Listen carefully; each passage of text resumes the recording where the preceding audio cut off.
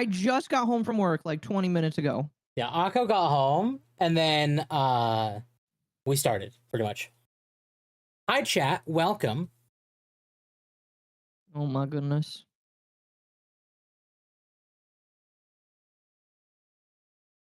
Today's gonna be fun. There's a cat, and I don't know if the cat is in here, in the office, or doing something, you know, cat-like anywhere else. And I'm... You know?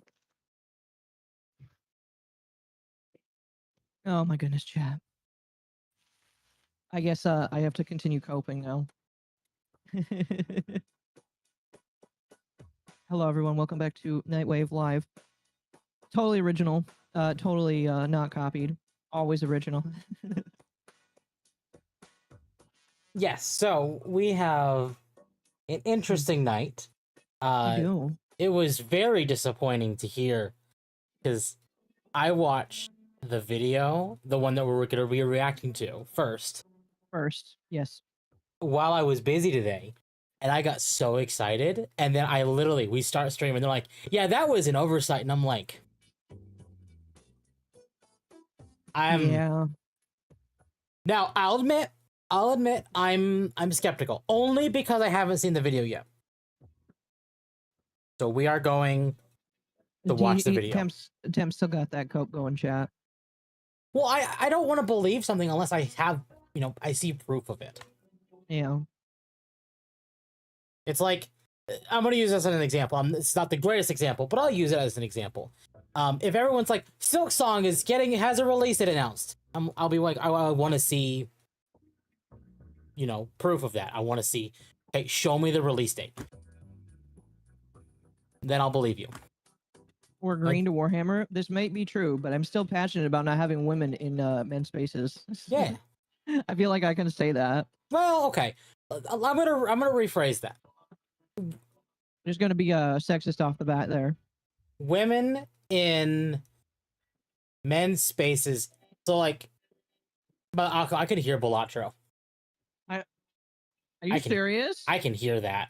Yeah. What the fuck is going on with my computer right now? Is that better? I don't hear it. You don't hear it? Nope. How are you? How are you today? I had a great day. How about you, Jill? Welcome, Lazy. Bless you for your effort you do. We're trying. That's what Nightwave's here for. So, chat. This is the last Nightwave of 2024. We won't see you guys till next year. False. False. I won't see you till next year. I will be live on Tuesday. I'm expected to be superior in every way. Oh, okay. And I expect you to show up on, Tuesday at least for a little bit. What's happening on Tuesday? It's New Year's Eve. I'm doing a New Year's Eve stream. Oh, I need to ask Ava if we're watching Breaking Bad on Tuesday. We'll see. So yeah, we're gonna start us. We're gonna give it a moment. We're gonna start us off, and then we're gonna be reacting to an Endymion video. We're basically starting with the Warhammer stuff, but we do have a lot of other stuff in the docket. And by a lot of other stuff, it's rumors and just yapping, because there wasn't a lot of news this week. I think there is still a decent amount of news tonight. There is. Not as much as normal, which is fine. It just means we can have more time to talk about stuff. Yeah. They can say it's an oversight all they want, but everyone knows the truth. I mean, yeah, everyone knows the truth. Really. I mean, how many years is it before you're not green to 40k is a matter of taste? No more Nightwave until next year. Yep, and no more Nightwave until next year. Are we playing Rat Game again tonight? I don't think so, because you finished Rat Game. I finished Rat Game. There's no reason to touch that game ever again. Yep. I uninstalled it the minute I finished it. Did you refund it? No, I'm not going to be that mean. Because, like, you could... $3. Okay. Remember the Games Workshop stock skyrocketed to nearly 1,000 British pounds a share during COVID. They aren't hurting. They don't care. We are going to be going into that with the Endymion video. That is discussed. Okay. I said you need to have a basic understanding on the Horus Heresy and how modern 40k came to be. Well, okay. Didn't the Horus Heresy come because he wanted to usurp the throne and decided to fight against all of the others? And basically, that's how 40K started. Or am I wrong here? I'm not gonna say because I don't know. Did y'all hear about the completionist drama? I remember hearing about that. What did Gerard get into study. this time? Oh, Gerard might be going to jail. Oh. If you want, Carl Jopes made a video about that we can watch later. Okay. Because I saw a video pop up about him on my YouTube feed this week.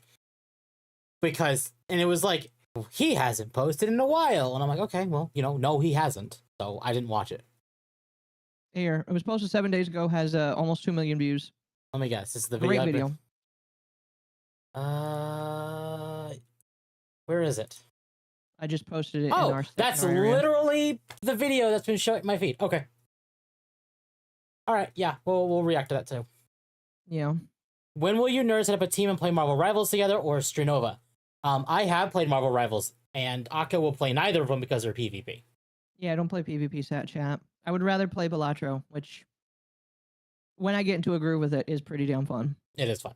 I got a couple wins was last tricked night. by the gods into rebelling against the Emperor by giving a vision of the future. Okay. Technically, I was half right. So I have been paying attention. Okay. It's corrupted by chaos, yes. Yep. Anyway, you said you had a video, that the video you wanted to, and you're going to stream it, you said? Yes. Do you want to start with that immediately right now? What did you want to start with? We can start with that. I actually did set up a little bit of time to get up a React thing, so we can have that set up. Look at that chat. Temp has got the React slop going. I've been busy all day. Like, I typically play a little bit of video game in the day. I haven't played even amount of video game today. I've been like running since I woke up. Yeah. So, here, let me. That's what I was like. Why do they open Discord? This is why I open Discord. Oh. Let me know when you can see that. Hold on. Okay. Okay. Let me do this so I can make sure I see your chat, because I have cursed my husband with the rat game. Also, hi, Aqua. Welcome, Gail. Of course, Heresy was just a massive scuffle between father and his half of his sons that dragged in a vast... Yeah. Ready to get a video in the Hemso situation? Interesting. Well, we're going to do a stream on it. We are. I don't expect this will be a lot of it, but we might... This might be like the first hour of the stream. We'll see. This video is like 30 minutes long. Holy cow. Again, we're not watching all of it, because there's some of it that's like near the end of it that's about Alana Pierce. Okay. And we're not watching that bit. I'll let you know that both my model and the Puppermint are on your stream at the same time. No, they're not. Oh, you took care of that. All right, chat, we're starting the video. Hey, I got nothing but good news for you. No, I'm not kidding. This video is just going to pretty much be one big victory lap around the sun, as everything kind of just goes the way you probably wanted it to. From female Custodes apparently getting the boot, Henry Cavill's involvement in Warhammer leading to massive growth and profits, and later on I want to talk about a certain former IGN person YouTuber in the form of Alana Pierce, but the bulk of this video is this Warhammer stuff. Okay, firstly, you all know the whole female Adeptus Custodes dilemma that's been plaguing Warhammer all year pretty much. It all began when Warhammer's official accounts confirmed that yes, female Custodes are real, they exist, and they are here to stay. This pissed off a lot of people, cause like Space Marines, Custodes were, and always have been until 2024, male only. Custodes, in case you don't know, they are the Emperor of Mankind's personal guard. They watch over the Emperor 24/7, standing near him, and they are genetically enhanced so that if anyone even tries to touch the Emperor without consent, they're getting Amazon Prime straight to hell in response. Well, I got good news, fellas. Oh, do I got good news. Because of Amazon. So I was notified by this. But at the same time, it does make sense because they are basically the rights holders now to be able to do like Warhammer like movies and TV shows. Yeah. Custodes as in Sisters of Silence? No, okay. So there is a difference. Custodes are basically like the we'll use Star Wars terminology because Star Wars is a bit more mainstream, I guess. How dare you? They're like the Emperor's Royal Guard. Like they're the red suited guys that you see when like Vader and Luke enter the throne room in Episode 6. Same idea, except those ones are pussies compared to the Custodes. But same idea. Yeah. From two sources. Firstly is Wokehammer Els on Twitter. Shout out to him for doing what he does and fighting the good fight. Definitely follow him. And another YouTuber named Marshall Beaumont. I know that hope guy. I said that right. Who I That guy, originally I follow heard that this guy. from as well. All screen caps and such that I Sorry, you're like, I know him, and I'm like, I'm imagining like the was it the Brad Pitt meme where he's like, I know this. Oh my god, it's a dog. Welcome, Try. I saw this one. It's pretty good news. It's good news until you think about the fact that that was an oversight. Apparently. Studies aren't Space Marines. They are made by a completely different process. They aren't Space Marines, but they kind of are. Quotation marks. They're not. But will show you now were discovered by these two sources. I'm not going to act like I found them myself because I didn't. Okay, so there's a book called The Ultimate Guide to Warhammer 40k, which, as you would expect based on the name, compiles a lot of things about the franchise for fans to read and recite over. The book is written by Guy Haley and Gav Why is Thorpe, a Donald Trump little on the bit on cover the of that? writers too, because this is important. These dudes are senior writers at Games Workshop. Guy Haley is the head of lore at Warhammer as well, so this guy obviously knows his stuff. And Gav Thorpe has been working at Games Workshop for a really, really long time. Suffice to say, these dudes, they know their stuff, so here's what was said officially in the Ultimate Guide to Warhammer verbatim, so let's look at those right now, and it says, as a legion of exceptional individuals, the Adeptus Custodes are less regimented than other Imperial forces, with promotion based entirely on merit. The Captain General leads, aided by a group of 10 tribunes. Below the tribunate, commanders of individual forces are known as shield captains. Armies or shield hosts are formed from across all 5 orders. Dozens of other sub-organizations, brotherhoods, and groupings run through the orders, such as the Companions, Wardens, Shadowkeepers, or Solar Watch. Some are entirely ceremonial. Others have genuine military application, while many simply exist to acknowledge the talents or deeds of their members. In this way, the Custodians keep their true structure impenetrable. So far, we're seeing a lot of the gender-neutral terms kind of getting thrown away, like Brotherhood being there instead, which is great. But here's the zinger, and the part of this video where you guys should probably screenshot this next excerpt to throw it in the face of wokey woke freaks. Let's read it now, and it reads. As Custodians accumulate victories, they are awarded a name to commemorate each one, though these are kept secret from those outside the Legion. And in public, a Custodian will continue to use the name granted to him upon his investiture. Deed names are those of ancient kings of Terra and inscribed people are saying inside a this is an custodian. oversight. How the fuck is this an oversight? I'm gonna say, how is this an oversight? Like, you can tell that there's no way this is an oversight. Like, if this was written by a newer employee or a newer, like, lore person at GW, fine. But literally, he's saying here that it's written by classic Warhammer vets who have been working on the franchise since nearly the beginning. I'm just like I'm looking at this and I'm like, I feel like the guy, I don't know. If all we have is one guy on Twitter, okay? One guy on Twitter saying that it was an oversight, I'm going to have to see the physical book first. Yeah, exactly. But, like, the more you read this, and you're like, what even is it? What? How is this an oversight? Which is what, now you understand why I'm not trusting that video everyone's saying it's an oversight with until I see it for myself. Because having seen this, I'm like, I don't trust it. By the way, Marshall, the guy that whose screenshots were used in this video, said he'd be willing to come and talk to us about this a little bit. If you'd like to, he's more than welcome to. All right, hold on. Because I would love to hear from someone else who's been diving into this. Someone has a physical book. So he and Damian did mention it. One guy on Blue Sky. That doesn't surprise me at all. Anyway. Wokehammer Else has the physical book, and that's where they pull from. In fact, my thumbnail that I used has one of Wokehammer L's pictures from the book. Really quickly, Tom. Really quickly.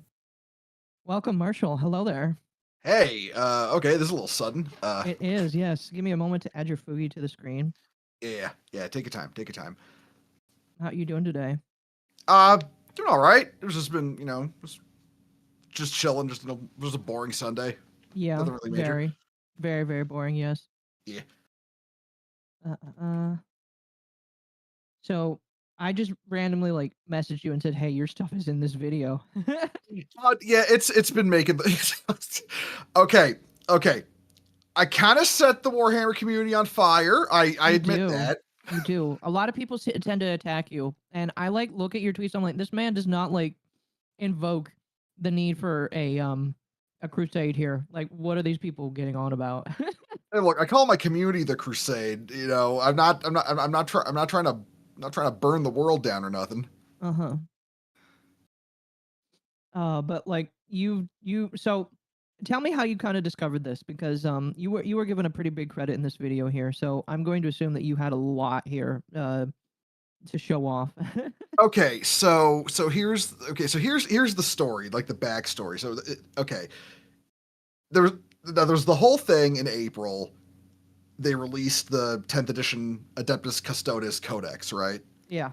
And a big thing with the lore of the Custodes is that women can't become Custodes. It's kind of a sort of the way 40K works. I won't go into super big details, but Space Marines can only be men. Custodes can only be men. Sisters of Battle can only be women. Sisters of Silence can only be women. The Sisters of Silence are the female version of the Custodes, basically. April hits, 10th edition Codex comes out. There's 2 references to Custodes who are women. Just out of nowhere. And there's a social media post on Warhammer's Twitter account saying, there have always been women, we just never mentioned it before. It was which flies in the face of explicit wording that, only sons of Terran nobility Terra's Earth nobility are chosen to be Custodes. Mm-hmm. So everyone's like, okay, that's people tried to frame it as a sexism thing. When it was okay, but you've literally just contradicted yourself 30 years of lore really horribly right now. That was the problem. Right. There was an uproar over it.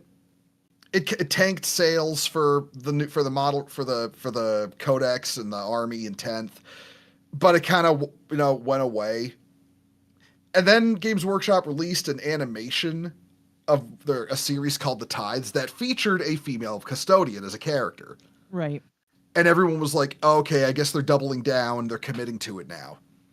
Well, what happened was, and this is, I've got your stream up now. This is what got paused on the screen. This is from it came out in October. It's called the Warhammer 40,000, The Ultimate Guide. It's like, hey, what's 40K about? This book will tell you, the really Cliff Notes. This is what 40K is about thing. Would you say it's like the player's handbook for D&D? No, because it's not a rule book. It's more like it's like a really quick setting hobby overview kind of deal. It's like the ultimate guide of, you want to know the lore, here's the lore. Yeah. Okay. Yeah, here's all the information you need to know to dive in, essentially. It's that kind of book. Covers hobby stuff too, but the main point was that it was kind of funny. There's this whole back and forth of 40K being set, Warhammer 40K being a satire of fascism, according to some people. That was where the Ultimate Guide first caused a stir, because the opening text of it says explicitly that it pays lip service to the idea that 40K may have had satirical elements in its first edition, but that the setting is now, in the words of the text, matured beyond that. And that Oh, upset a lot of gosh. people. I covered Yeah, that. that's a. Yeah, I covered that all the way back when Oh. the guide came out. Well, actually, obviously it was before the guide came out because the opening of it leaked early. But what happened was, so it came out in October. It kind of just floated there, like existing for like a couple of months, and then it was discovered that in the section about the Adeptus Custodes, it says it uses very specific language to refer to the Custodes. The term brotherhood, they even called, the brotherhood of demigods in Yes. the lore. The word brotherhood was explicitly removed in the 10th edition codex. Like, the language was changed from brotherhood to gathering, like, neutral language, right? Oh my gosh, that sounds so much more retarded in my It does. personal opinion. Yeah, gathering of demigods. It just doesn't hit the same.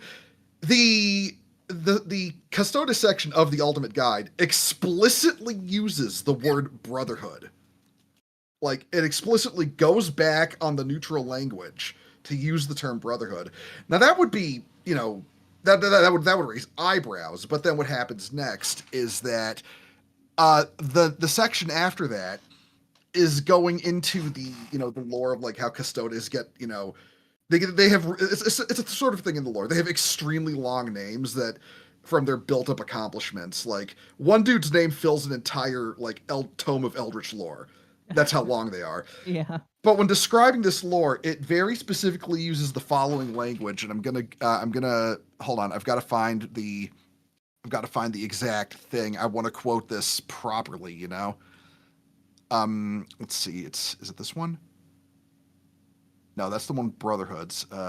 Here it is. The explicit language to use. I'll send you this image if you need it, by the way. Oh, for sure. I'd love that. Oh yeah. Yeah, let me hold on. Let me just bring up Discord real quick. I will throw this your way in a DM. Thank you for coming on such short notice. Yes, thank you. I got nothing. I got nothing going on tonight or tomorrow, so I am more than good. Is this the one? This will be our first unofficial collab here. Yeah. Hey, all collabs are good collabs. But I promise we'll do something more official later. Yeah. This is the text in question, and I'm gonna let me know when you got it up, and I'll read it out. That is legitimately what we have on screen right now. Oh, okay. So it reads as follows: as custodians accumulate victories, they are awarded a name to commemorate each one. Though these are kept secret from those outside the Legion, and in public, a custodian will continue to use the name granted to him upon his investiture. The names are those of ancient kings of Terra, and inscribed inside a custodian's armor or tattooed on their skin, in a form impossible for normal humans to read. It is unusual for elite members of the Imperium. The custodians As is usual for elite members of the Imperium, the Custodes are vastly outnumbered by those who serve them. For example, their histories are recorded in huge illuminated tomes created by dedicated scribes. It is a great honor with a heavy price, for the servants are rendered mute so that they cannot speak the secrets they know. Like, that's the text.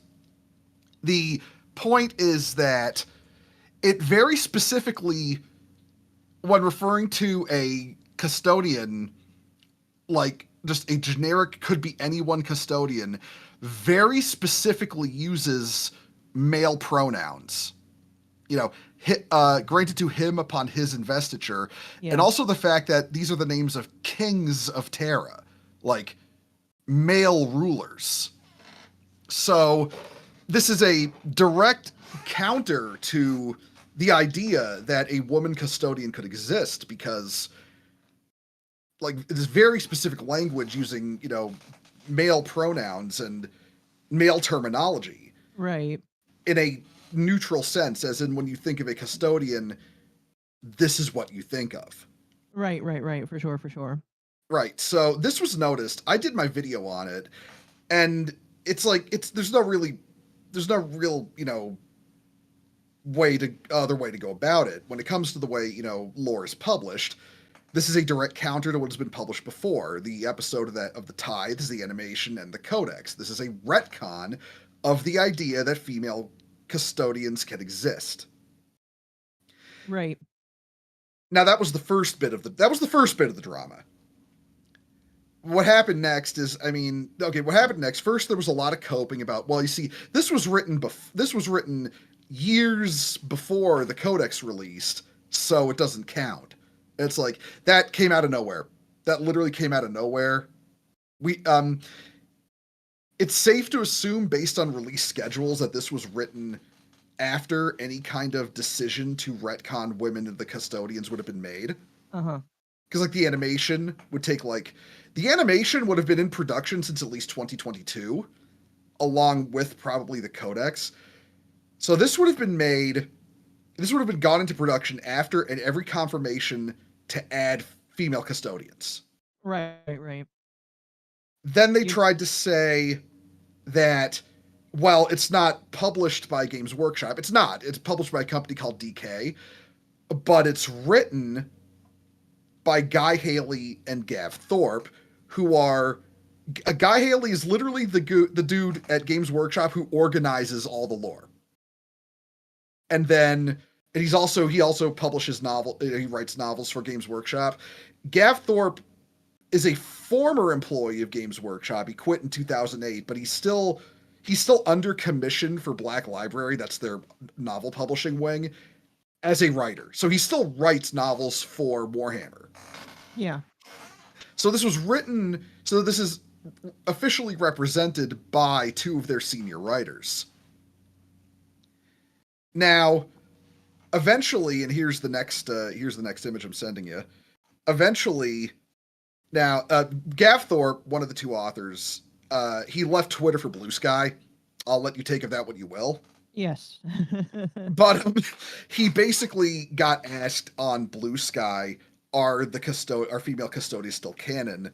And his response, was that, yes, of course they are. Not every miniature is included, and I don't recall exactly, but we may have already finished that section when the series/miniatures went public. DK didn't have access to pre-release pics. Now, there's a very specific problem with this statement of his. And I've made my little chart of it, because some people really couldn't understand what was, I was trying to say here. I'll send that here. He claims that, he seems to not know whether it was a series or miniatures that confirmed female Custodes. See, there are no miniatures of female Custodes. There's no physical product of them, period. Like, you can put bare heads on custodian miniatures. Right. They're all male heads. Yeah. Yeah, they released a new commander model with the 10th edition Codex who only had a male head. There's a third-party company that GW commissions to do action figures. They're called Joy Toy. They just released a brand new set of Adeptus Custodes action figures. They're really nice, by the way. No female heads. There are bare head options. They're all male. By bare head, you mean like no helmet? Faces, or? Yeah. No helmet, okay. Exposed head. Yeah. Okay. Yeah. A lot of the model kits tend to do that. They have a helmeted head option and an unhelmeted for people who either want to have their their OC do not steal. Yeah, their OC do not steal with his face exposed because he's too badass for a helmet, or exactly wearing a helmet because it prevents the bullets from killing you. But yeah, but all the exposed Destiny, so we're used to that. Yeah. I used to play too. So yeah, but so basically, all the most recently released Custodes miniature was this year in April, and it did not have a female head option. There are no female head options for Custodes. There's no such thing as a female custodian miniature, but he's claiming in his words in this post on Blue Sky, the miniatures went public. So where are they? You sort of see the problem here. It's like, and everybody's telling me that this is the reason why we need to be doomer pilled about female Custodes actually sticking around. And if this is it, this is not good enough. Well, you're not posting it in full public spaces. Like, we know the kind of people that went to Blue Sky. We know the kind of people that people on Blue Sky are catering to. Yeah. Oh, by the way, is a little. I did get a reply from Gav Thorpe because you see, I asked him. He's claiming these miniatures exist. Where are they? Right. I got a reply from him. You can check it out now. I'll say nothing. Just show everyone. It's a picture that speaks 1,000 words. You were blocked by him. He blocked me. Yeah, he blocked me. I think he knows who you are. Well, I mean, within like less than 48 hours of putting my video breaking the news about it up on YouTube, I was banned from the Warhammer 40K Discord server. Oh my gosh, really? I'm going. Okay, listen. I know people. I know. GW bad popular opinion. I'm gonna go to bat for them here. There is no official Games Workshop Discord server in any capacity. This one is run by Reddit. Oh, okay. I mean, that doesn't matter then. Yeah. There's no official GW Discord in any capacity whatsoever. It's all fan Discords, like various fan Discords, and this is the one that branched off from the 40K Discord server. They banned me because, in their words, they do not agree with what I say, and therefore I'm not welcome. Their exact words in the ban message. As of right now, it only exists in text, but without proof in a franchise built on physical product. Yep. Why does it matter? Yeah, I agree. I would have to see the female Custode miniatures before I would agree that it's quote unquote over. Exactly. I don't know. Yeah. If there's anything else that people brought up, I would like to see it, but like. Yeah, I mean, I've got the stream open. I can answer. I mean, I've got your Twitch stream open, so if people are asking questions, I can answer them if people want. Yeah. But yeah, sure. it's the funniest thing because the book says one thing. I mean, okay, the codex and all that says one thing, but the ultimate guide says another. And the argument's like I said, the guide comes from before, so it doesn't count, or like, the author saying, oh, they're still canon. I mean, he's not a GW employee anymore. Like he quit almost 20 years ago at this point. Really? Gav Thorpe, the guy from the screen who deconfirmed the decanonization, quit Games Workshop in 2008. He hasn't worked for them for damn near 20 years. That's funny. Yeah, he's a commissioned author, but generally speaking, the authors do not have insight on products or releases. And at the same time, the response is very confused. He doesn't know. He doesn't know in the I keep calling it a tweet. It's not a tweet, but you know what I mean. You can call it a Z or like a I don't know. It's a blue sky post. A blusky? I don't know. Oh, that sounds weird. That sounds wrong. I'm sorry. I mean, to be fair, it's blue sky. It's like it should sound. But anyway, but more to the point, he's very confused. He's like, he really speaks like he doesn't know. Was it a series / miniature? I don't recall exactly. That kind of stuff. It almost sounds like he's trying to cover his ass because he got found out. Oh, found out that they're removing it, and now he's just hoping people don't get too mad at him.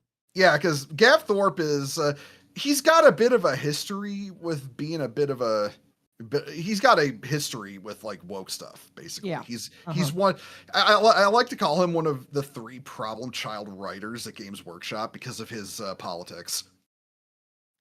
The other 2 being Aaron Dembski Bowden and Mike Brooks, but we're not talking about them right now. But right. They're not in the hot seat today. Yeah. He's got like a history of this stuff, like way back when he wrote a book. Like we're talking like this was like mid 2000s, 2014, 2015, somewhere in that range. Wrote a book called Imperator: Wrath of the Omnissiah, where he decided that because Adeptus Mechanicus, they're the tech guys for the Imperium. They're replacing all their parts with machines and shit. Yeah. He decided that because they do that, that means they don't recognize the gender binary. So he made a tech priestess who has Z Zim Zer pronouns. It's XI XIM XIR. And when questioned on this, he basically said the English language has no gender neutral pronouns, so he had to make some up. It's like, buddy, this is your language. You speak this language. You should know this shit. He It's like, obviously doesn't. He Yeah, I'm obviously not- doesn't. If he doesn't know what he, him, or yeah, excuse me, he, him, it works. yeah, it's like, I'm not mad you added a gender neutral character. I'm mad you that you speak English and don't know your own language. That's what I'm mad about. Yeah. Like as somebody who's like big into writing, it's like, Christ, dude. Do your research before you spout stuff. Yeah, It was like, English, do you speak it? yeah, exactly. And so yeah, but he left the company like a long time ago, and he's not really. It seems like people are latching onto this just because he's an author with an opinion, rather than like confirming any kind of company perspective. Like you know what I mean? It's like the. You probably all know J.K. Rowling. It wasn't important for Harry's journey. That's why I didn't mention it, but it was totally canon, you guys. Yeah. That stuff. Yeah, Yeah. like that. Like it doesn't really matter what he puts on social media because that's not what was published. What was published is that, you know, him, his, King's, Brotherhood. That's what was published. Yeah. Yeah. Yeah. Like the grift YouTube channels and magazines have, you know, latched onto this thing. Oh, it's actually still canon, you guys. It's like, no, it's like, as somebody who's, and I said this again, I knows a lot about writing. You can't dictate this stuff on social media. Like, that's why the whole initial retcon didn't work, just because it was entirely rooted in a Twitter post by the Warhammer Twitter. There's always been female custode. It's like, you can't. That's not how writing works. No, you can't just. Did we ever find out whoever said that on the official Twitter, or have they not added that person yet? No, we didn't. The Warhammer community website and the Twitter account are basically kept going by a constant rotating group of hires out of essentially Nottingham University over in England. Like, you know, it's like, you know, work from home. Hey, here's a thing, publish it. You know, they probably don't even set foot in the Games Workshop headquarters. Mm-hmm. They're constantly being hired and, you know, let go. It's, you know, the usual you know, tech grind for hirees, you know, right? Like intern hires. And this isn't the first time that, you know, the Warhammer community, you know, Twitter or webpage has gone off half-cocked. Like a good, like, they frequently post stuff that doesn't, you know, make sense. Like, there was a model release. It's this whole thing with like Firstborn and Primaris Marines. It's like it's complicated lore stuff, but the point was they released a new model for my faction, the Black Templars, and said the new model was a Firstborn Marine. But then somebody else said the model was a Primaris Marine. You know, like one of the people behind making it.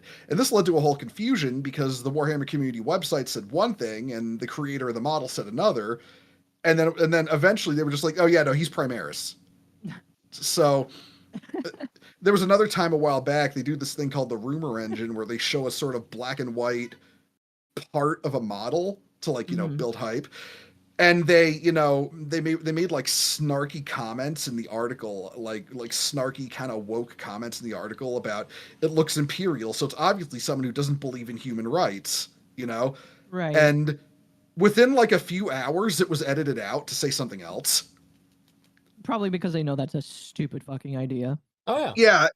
Yeah. But the Warhammer community website is the Warhammer community, like, website and Twitter account are a mess. It's like, it's been that way ever. So, like, I've been in this hobby for like 26 years. I know from when they had the forums still that they shut down, that was a mess. Games Workshop has always been awful with their online presence. Right. Yeah. So yeah, I don't really know what much more there is to say at this point. It's like, no, the books. You did a good job.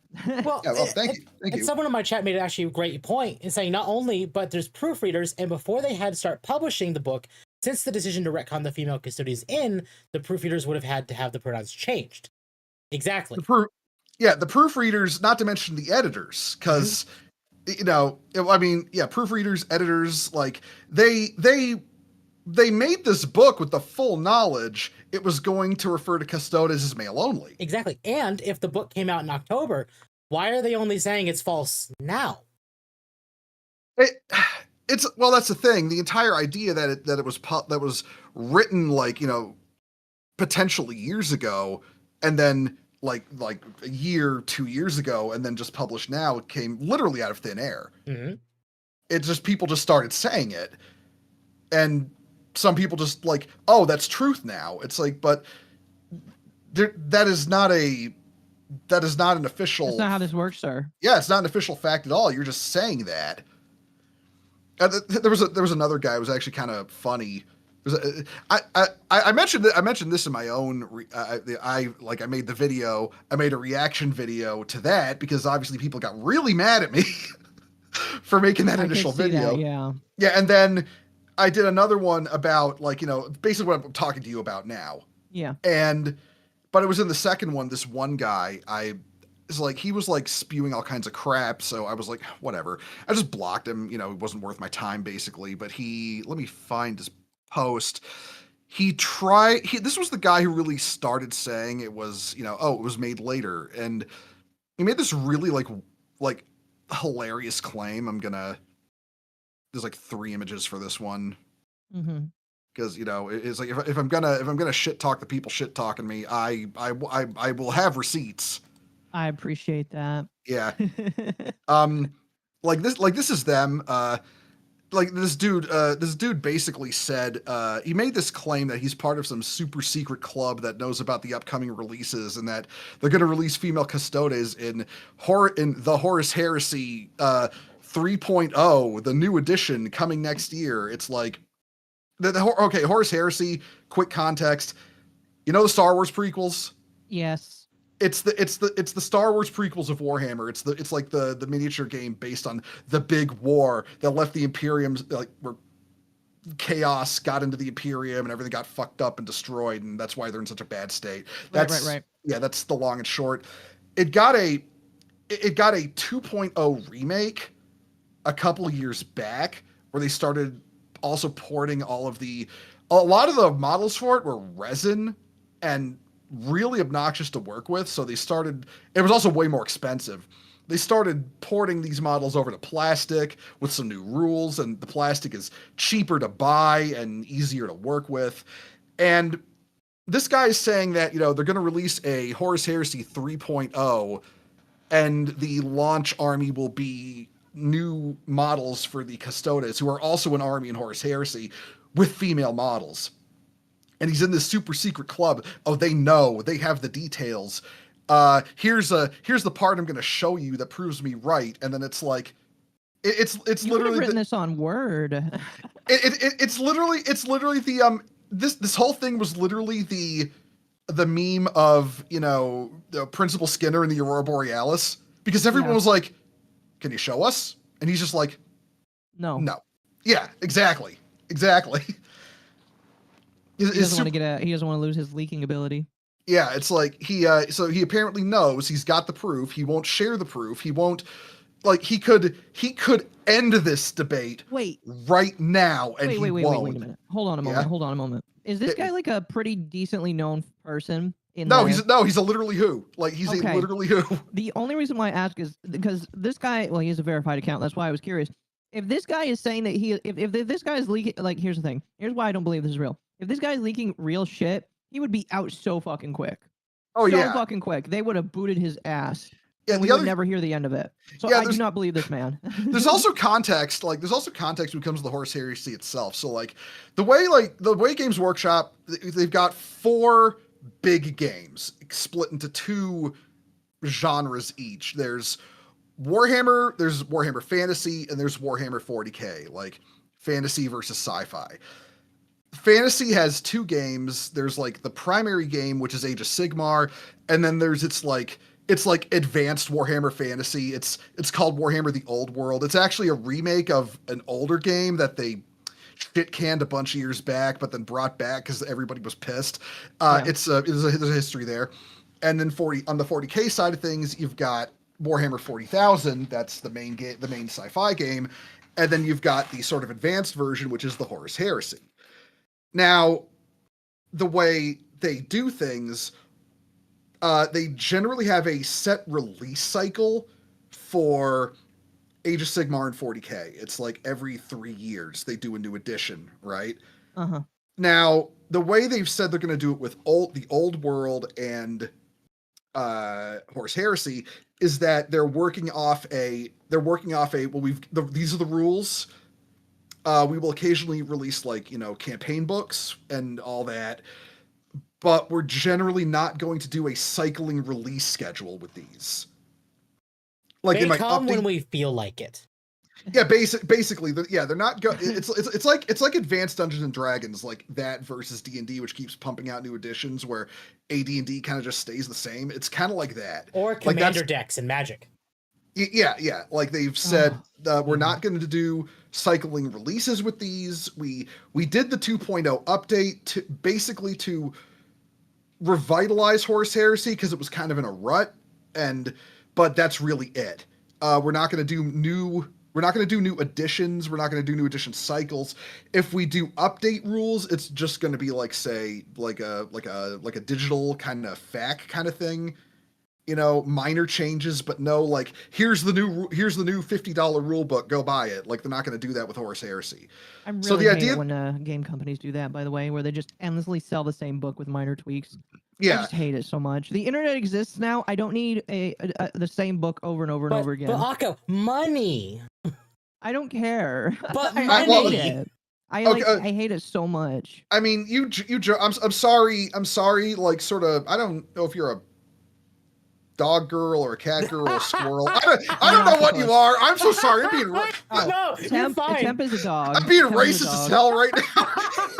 No, it's okay. Temp is a dog. He's a femme dog. Okay. You're fine. Okay.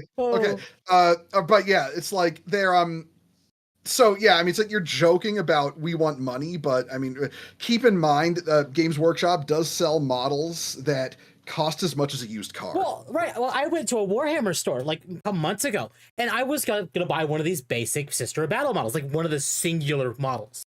Yeah. $30, and I'm like, oh yeah, why?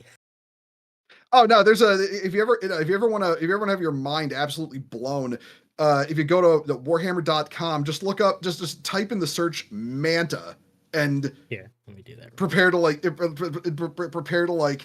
feel your soul leave your body looking at the cost of this thing. It's a chunk of resin the size of a coffee table. And the funny thing is, I mentioned Joy Toy. They sell a scale Imperial Knight model. Imperial Knight. It's 40K BattleTech. Basically. Which one was it?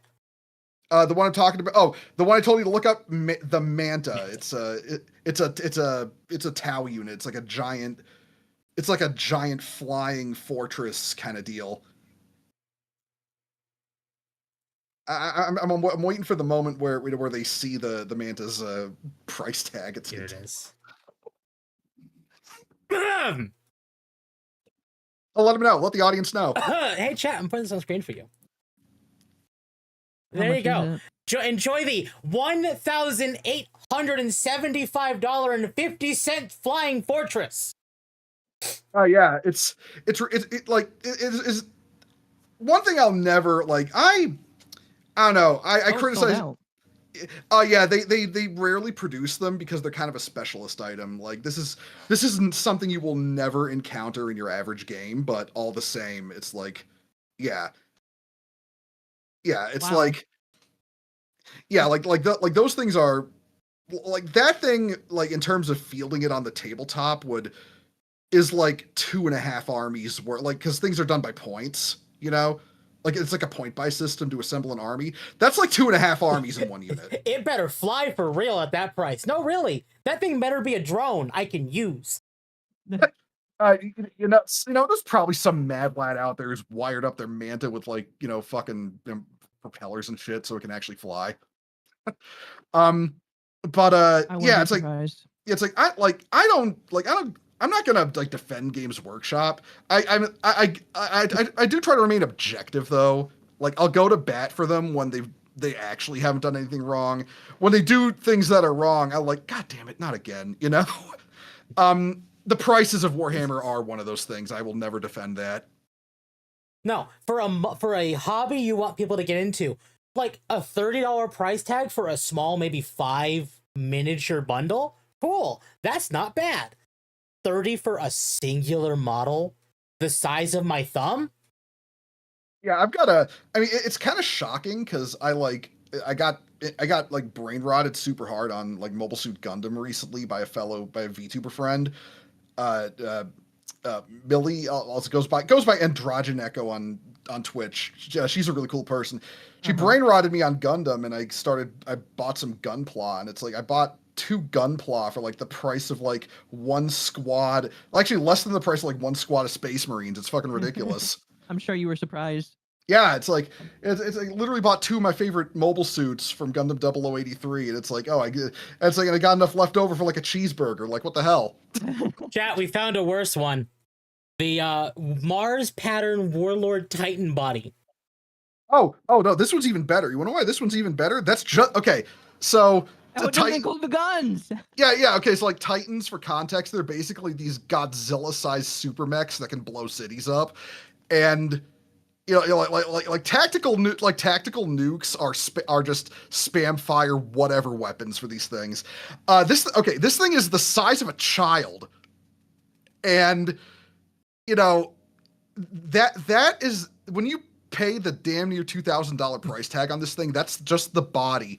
You have to buy the 2 arm guns, the 2 shoulder guns, and the head, which comes with the 2 heraldry shields separately. Here, they actually show it on the related products. It's $175 for 1 gun, $128 for like the shields and the head, and $230 for the shoulder cannons. What? No, it's absolutely ridiculous. It's not helped by the fact that, again, these are these resin models. You can actually if you don't know what you're doing with like putting this model together, you can actually get cancer from putting it together because of resin is toxic. For this price, why isn't it metal? You pay $2,000 to get cancer, chat. Like, they used to back before like Games Workshop made their own Titans. They had this company, I forget what they're called, that used to make metal Titans like this. I think they were actually cheaper. Wow. That doesn't surprise me. You know what? That doesn't surprise me at all. Yeah. But this Games Workshop and this whole thing is it's no stranger to controversy. They've done dumb stuff in the past. There was the You Will Not Be Missed incident. There was the Austrian painter incident, which was even dumber. I'm sorry, what? Okay, which one do you want first? Yes. Okay, so okay, we'll go in timeline order. All right, so You Will Not Be Missed. All right, okay, You Will Not Be Missed.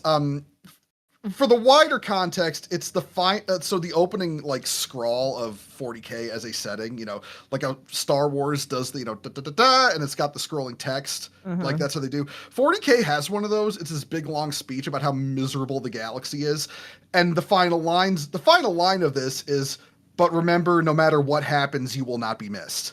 Like your life is insignificant in this grim dark universe, essentially. So what happened was, this was when the Summer of Love was happening, no. Fiery but mostly peaceful protests. Oh no. So basically what happens is, essentially to protect their corporate assets and brick and mortar stores in the major cities, Games Workshop puts out this statement saying that, essentially saying that if you don't agree with like being a liberal progressive, you're not welcome in the hobby and you will not be missed. That's not what I thought it would be. I was honestly like, I was expecting people to get upset with the "You Will Not Be Missed" thing during the Summer of the Love. Be like, are you saying that he will not be missed? No, they were basically trying to say, they're trying to like politicize the fandom, essentially, trying to draw a political line as like who was not welcome, of course, based off the straw man caricature of the right, rather than like, the people who are actually the primary. It's kind of funny. The primary audience of Warhammer is is actually not usually at all. It is just like pretty right wing, just because of the. Oh yeah. Like not in like, and that's not a mark against it. I mean, I'm right wing, but like moderately, and it's like, just like normal people who just want to pick up a cool setting and pick up models in a cool setting and fight endless wars because that shit's fun. And it's like this was like I would say that was really the point where the political dividing line in the community was formed, because the woke people, I'm not going to say leftist, I'm not going to use that term. There's woke people on both. Oh, absolutely. I was just getting yelled at that for saying that earlier on Twitter. The woke right exists, but it was like, so when I mention woke people here, I'm not talking about the left. I know people who are left wing and Warhammer fans who are legitimately cool people who just like, oh hey, this setting is awesome, I just want to have fun here. This ain't political. But yeah, the woke people at this time were very much using this post. It's like if you look up Warhammer 40K, you will not be missed on Google. You can probably find the post they put out about this. Actually, you know what? I think while I'm describing this for context, I'm gonna look that up for you. Warhammer, you will not be missed. But yeah, it's like it. Yeah, I'll because there's also a parody version that says, "Please come back, we need your money." But there it is. I just sent it to Occo. Okay, hold on a moment. Yeah, I put it in the chat too. Yeah, it's the Warhammer is for everyone post. That's the proper name of it. And basically, like the woke elements of the Warhammer 40K community that had kind of been brewing started using this image as a bludgeon. Essentially, they like if you so much as disagreed with an even slightly leftist ideal, they would literally just say to you, "You will not be missed," like a mantra. Like say, like they would just say that, like it's like that was their argument. You will not be missed. This was they used this as a bludgeon to like try and say everyone is welcome in Warhammer. That's why everyone right of Chairman Mao has to leave the fandom immediately. And this was back when. Yeah, this was like Summer of Love was going on when this was posted, and that's why it was posted. It was like, please don't burn our shops down. We like you. That's the context the people behind that this. Definitely have money for us. Yeah, exactly. Now that was the first incident. The other incident is that was the first major woke incident for Games Workshop as a company. The other was the Austrian painter incident. Now. This one's got a lot more of a story behind it. I'm excited. Okay, so hold on. The Imperium. Okay, so I'm gonna link you this no, wait, shit. I can't actually find, where's the original article? This is weird. I actually can't find the original article. I can only okay, this is really weird. I'm looking up. Okay, so while I look for this, because this is actually weird, the fact I can't find it. But basically, there's this tournament, there's a Warhammer tournament in Spain, right? Some guy, there have never been screen caps of this. We've never seen a picture of the guy, but allegedly a guy comes into the tournament, registers under the name the Austrian Painter, and is again allegedly wearing far right Spanish party iconography. Oh. And basically he goes to fight. He goes to have his Warhammer matches in the tournament. People refuse to play against him.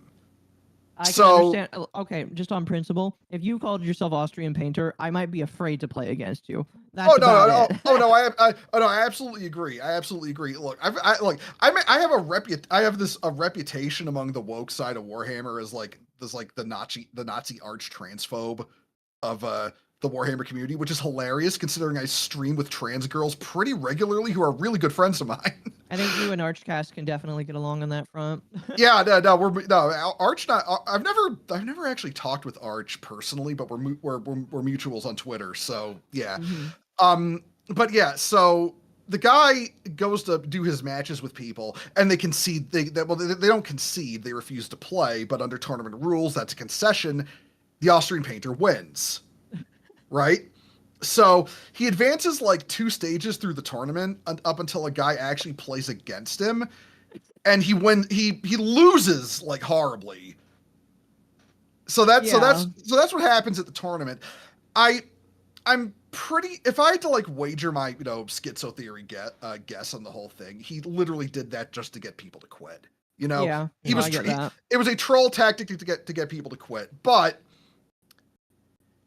it hit social media. So that was your first mistake. So yeah, so I'm still looking for this article. Oh, okay, I found it. It's so weird. If you try to look it up, if you actually try to Google it, okay, so it hit social media. Games Workshop said nothing for a couple of days. Here's the actual article on the Warhammer community website, but now this is the weird thing. I was Googling this entire time I was describing the incident to you. I love that intro. The Imperium is driven by hate. Warhammer is not. Yeah, I was Googling this the whole time. This article is thrown in your face every time you try to say Warhammer is not a political setting. There will be a wokeoid on hand to throw this in your face. It's like they're waiting at their computers, Googling Warhammer isn't, or looking up Warhammer isn't satire on Twitter, waiting for a hit just so they can throw this at you. It's ridiculous.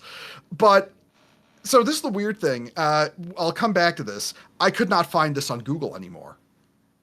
Really? I don't know why. It's such a popular article to link, but I couldn't find it. It wasn't on the first page. It wasn't on the first page on Google, despite literally being the source. We'll come back to that. But basically, the gist of this article. The gist of this article is that they're saying that this is where it was stated that Warhammer 40,000 is a satire of fascism. This is where that was stated. Oh boy. It has never been, because Warhammer community doesn't attribute writers of these articles. So probably a good idea. Who wrote this has never been attributed. Whether it was even like approved by corporate and, approved by corporate to be published and wasn't just like an intern with a bone to pick writing it out of their ass and, hitting send is unknown either. Nobody knows like who wrote this.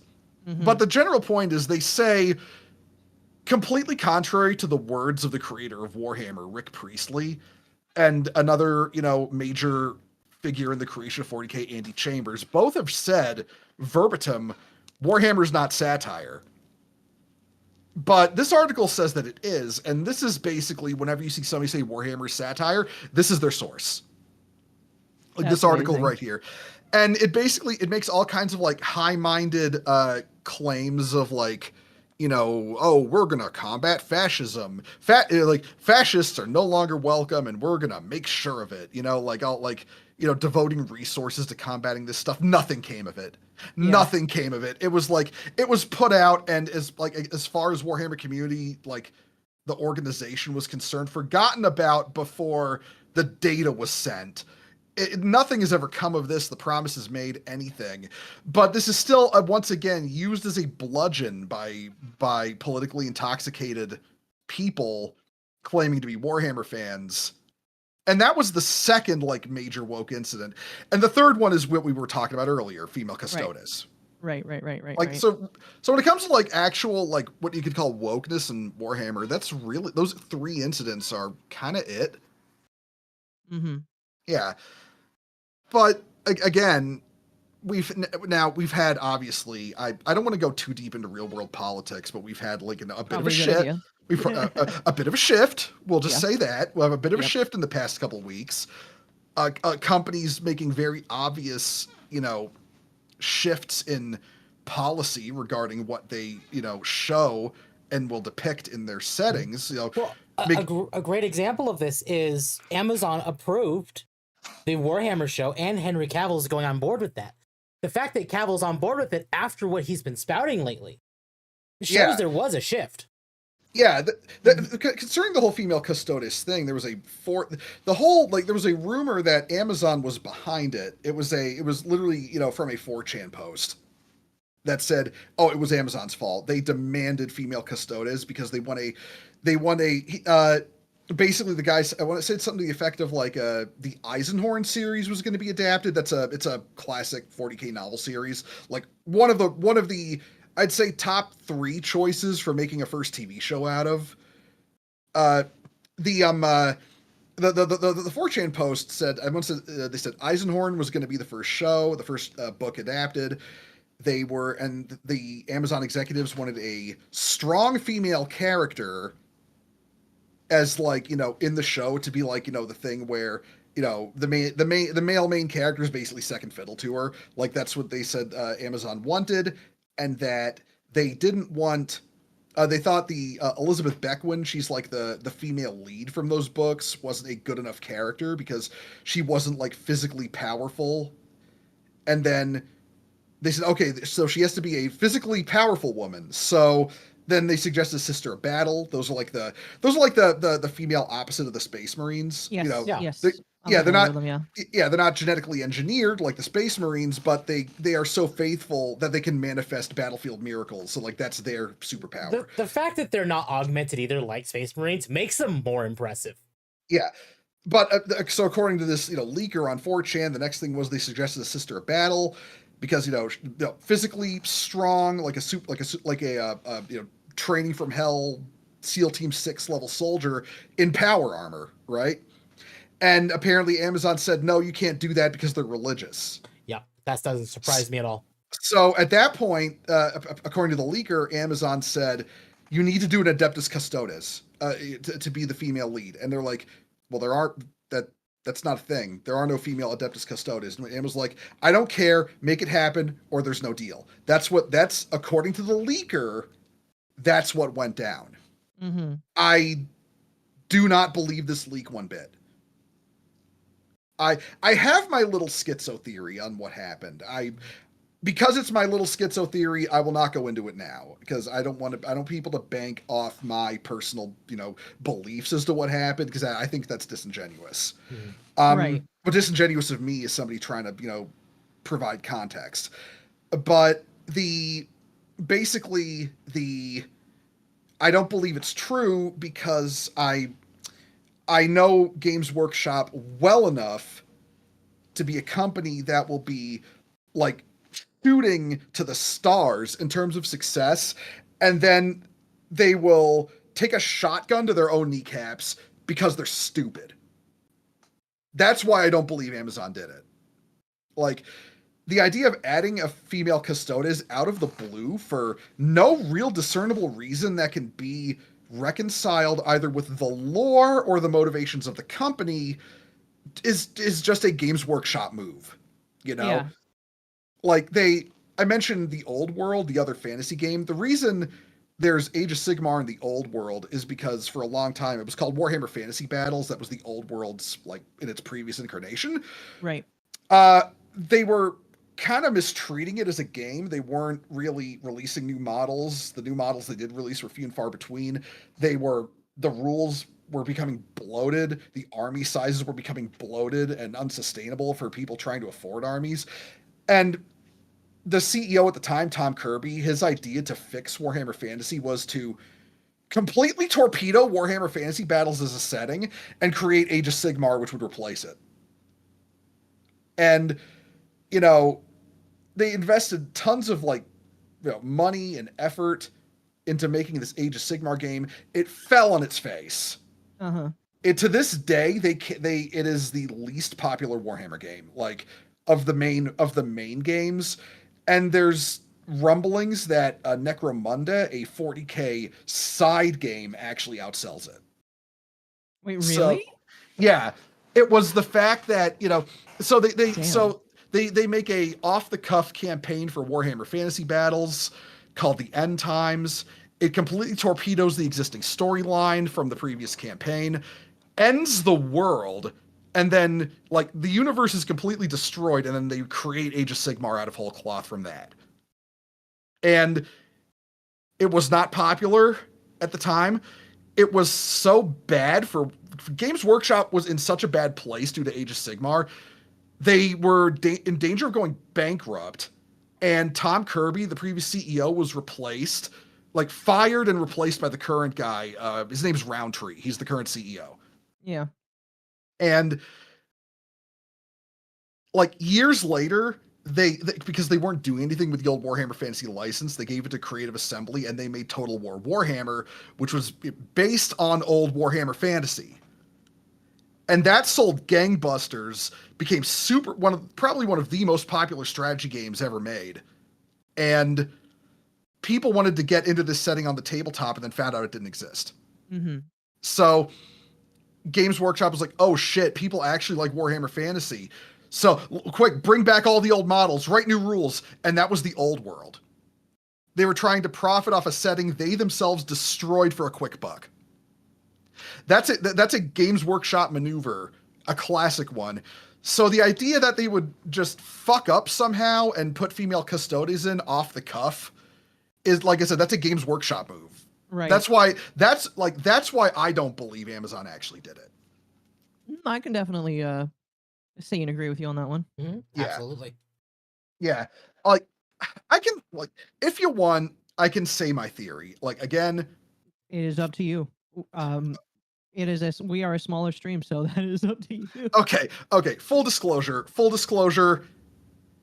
I'm guessing here. This is not official. There is no proof of this. This is just what I think happened.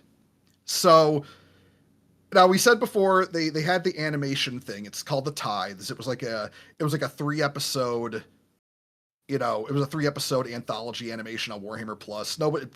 Nobody subscribes to Warhammer Plus. It was the thing that confused Space Marine 2 players.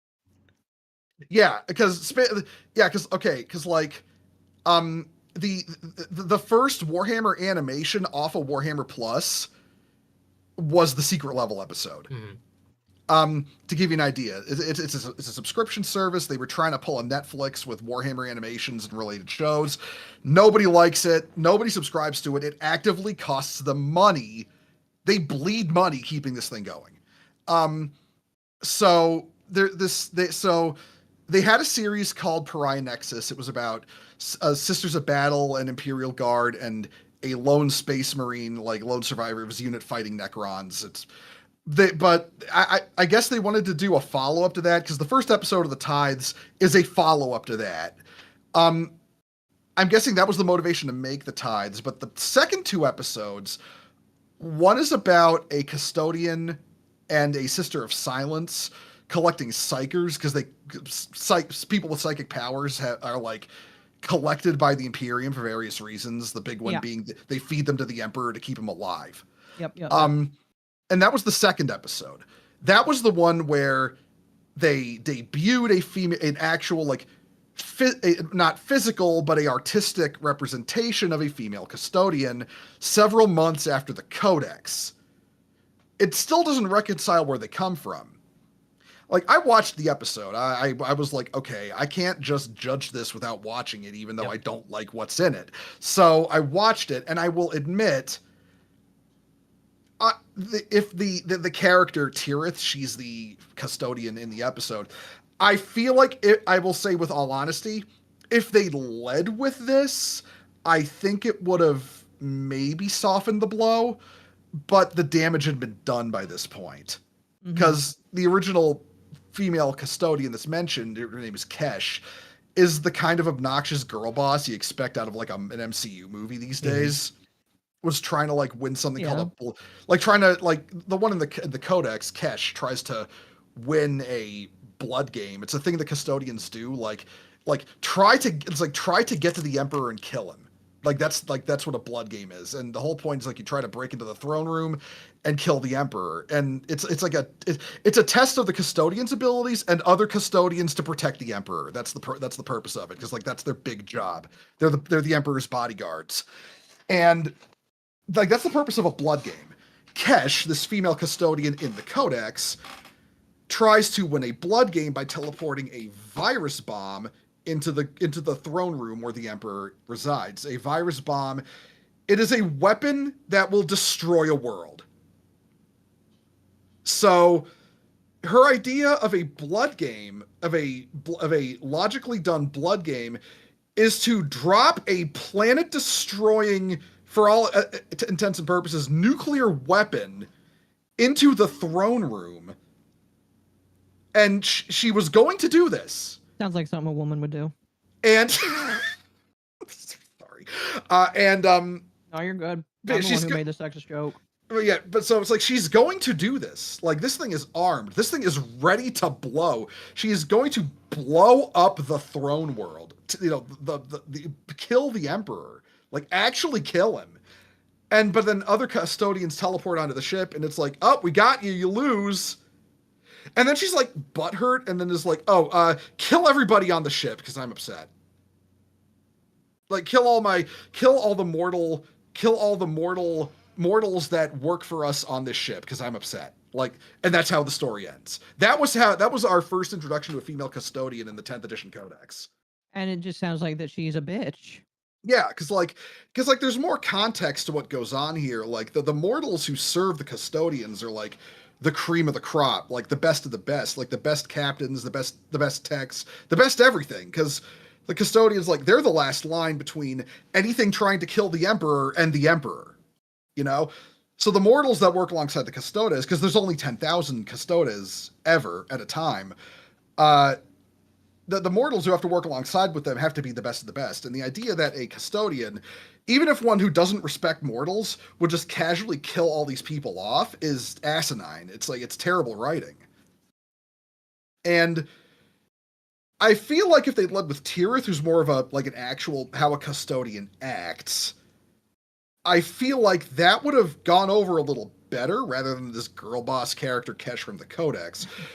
But ultimately, GW didn't choose to lead with that. They led with the Codex. And it doesn't matter anyway, because no matter how well you characterize them, even with saying they've always been there, even if you somehow said, oh, well, they just started recruiting women, it still doesn't work, because the implication is that you physically cannot turn a woman into a custodian to begin with. Yeah. Because, like, that's, like, the thing with, like, it's a kind of transhuman technology with, like... yes, I'm a little bit familiar, yeah. Yeah, with, like, in the Imperium of Man, it's all based on the genetics of the God Emperor. Like, trying to transfer his power into mortals through genetic engineering. Mm-hmm. And he has only ever been able to pull off doing this with men. There's a bit in one of the stories where Malcador the Sigilite, he was like the Emperor's right-hand man before the end of the Horus Heresy, suggested the Emperor make female Primarchs, the guys the Space Marines are made after. Yeah. He suggested the Emperor should make female Primarchs because it will civilize the male ones. He's obviously never had sisters, but that's besides the point. The Emperor literally, his response to this is to look at Malcador like he's a fucking idiot. Mm-hmm. Like, so it's very clear the Emperor either wouldn't or couldn't, and it leans toward couldn't, make female transhuman technology, based on his genetics. Mm-hmm. So it's like a hard limiting factor that you cannot turn a woman into a transhuman with this technology. Whether it was, because there was the Custodians were the first, then there were the Thunder Warriors. They were like the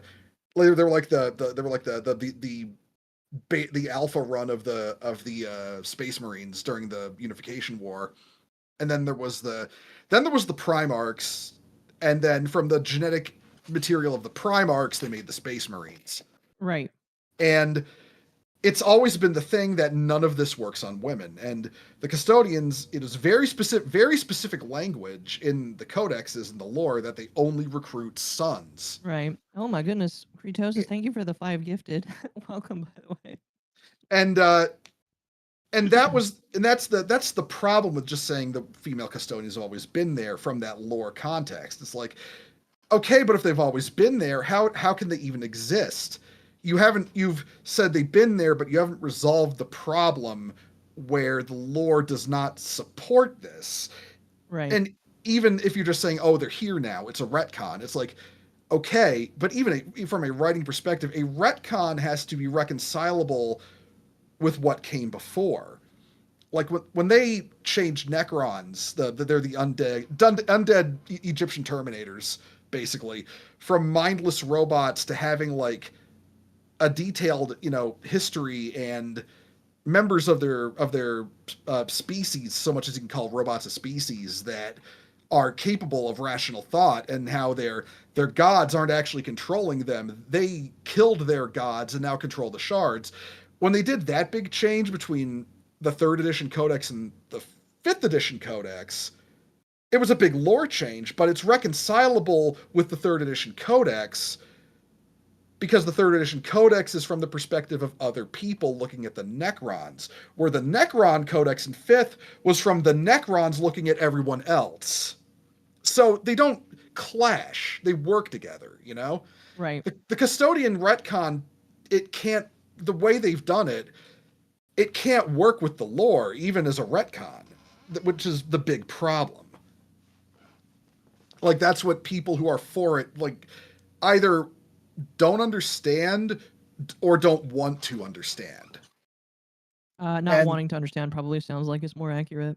Yeah, I mean, based on reactions to the Ultimate Guide, I'd say don't want to understand is a very, very good way of putting it, honestly. Yeah. Yeah. And so yeah, like they led with the Codex. They did the Tithes episode. If we're talking like production timelines, the Tithes episode would have had to go into production first because it is a like 20 minute long, something like that, CGI episode of a CGI anthology series. They did 3 episodes. So that would have, I mean, being charitable, it would have had to go into production in 2022, like at the minimum, Yeah, because animation takes fucking forever, so there's no way. Especially CGI animation. Like, oh, that's right, because it's CGI. Oh my god, it's a CGI. Forgot about that. Yeah, it's a CGI series. They generally do CGI for their shows, like, and on Warhammer Plus, and so this would have had to go into production in 2022, like minimum, and that's being charitable. If I'm being uncharitable, 2021, like. So 3 years in production because they had to do 3 episodes and they had to animate. It was the same company doing all 3, so they would have had to do them like in order. So, being charitable, 2022, with, I'd say late 2022 would be the beginning of the development for the Codex and then the new model. It's called a Shield Captain that they released with the Codex. Would have gone into production at the very least 2021. It takes about 3 years to make a new model. Right. Yeah, so we're talking if they're planning on any retcons for the Custodes based on just the new miniature, 2021. 2021. Okay. Yeah, 2021. That was when they would have laid the groundwork and gotten everything figured out so that when they do the Ties episode and the Codex and the minis, everything is, squared away and working together. So when people try to say the writers didn't know there were female custodians when they wrote the Ultimate Guide, they had, like, being charitable at the Ultimate Guide and went into production, assuming they sat on it for a year, it would have been 2023. Even in this situation, they had 3, 2... I just calculus. Sorry, it's very hard for me to count. That is not a joke. It is like, at the very least, 2 to 3 years heads up when they were writing the Ultimate Guide that female custodians would be a thing in the future. You would hope, at least, unless they're all running around with their heads chopped off, not informing others. I mean, that's entirely a possibility. There's actually a bit of a rumor right now. Games Workshop is having a bit of a civil war in like the company with the direction they want to take the games and how they want to go about the games. It seems to be the primary hitching point for this, from based on what I've heard, is that, again, this is speculation. Everyone, and Of I'll course. knock on wood. Is that one company wants a policy where there's only one army per setting. So if say the rat people, the Skaven, are in Age of Sigmar, you can't have Skaven in the old world like that. If something is a unit, if there's like say a Space Marine tank in Horus Heresy, you can't have it in 40k. Right.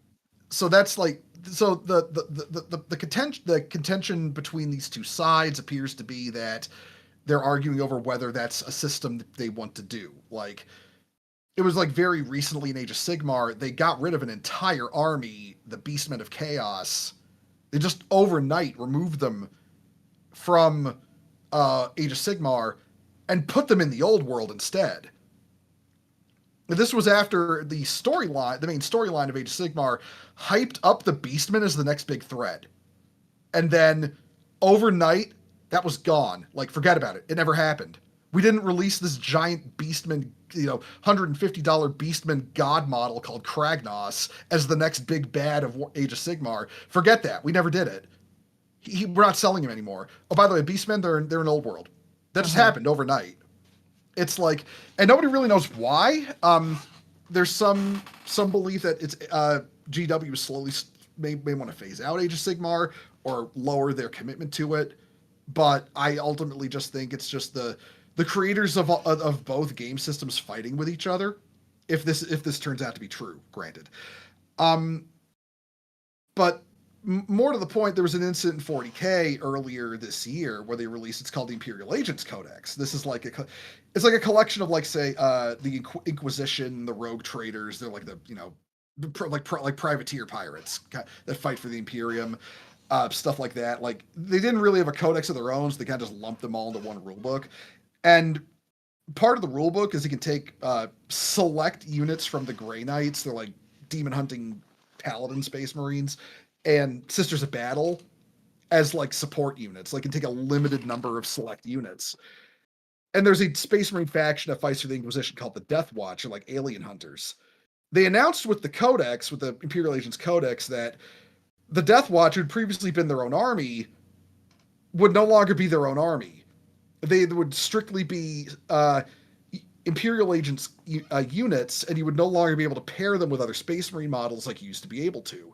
Mm-hmm. That the faction was effectively dead, like as a independent army, and and when the Codex came out, the Death Watch units were awful. Like, they barely function, and you can't ally them with Space Marines in any way to still play a proper Death Watch army like you could since, like, say, I think it's like 6th edition when they introduced that army.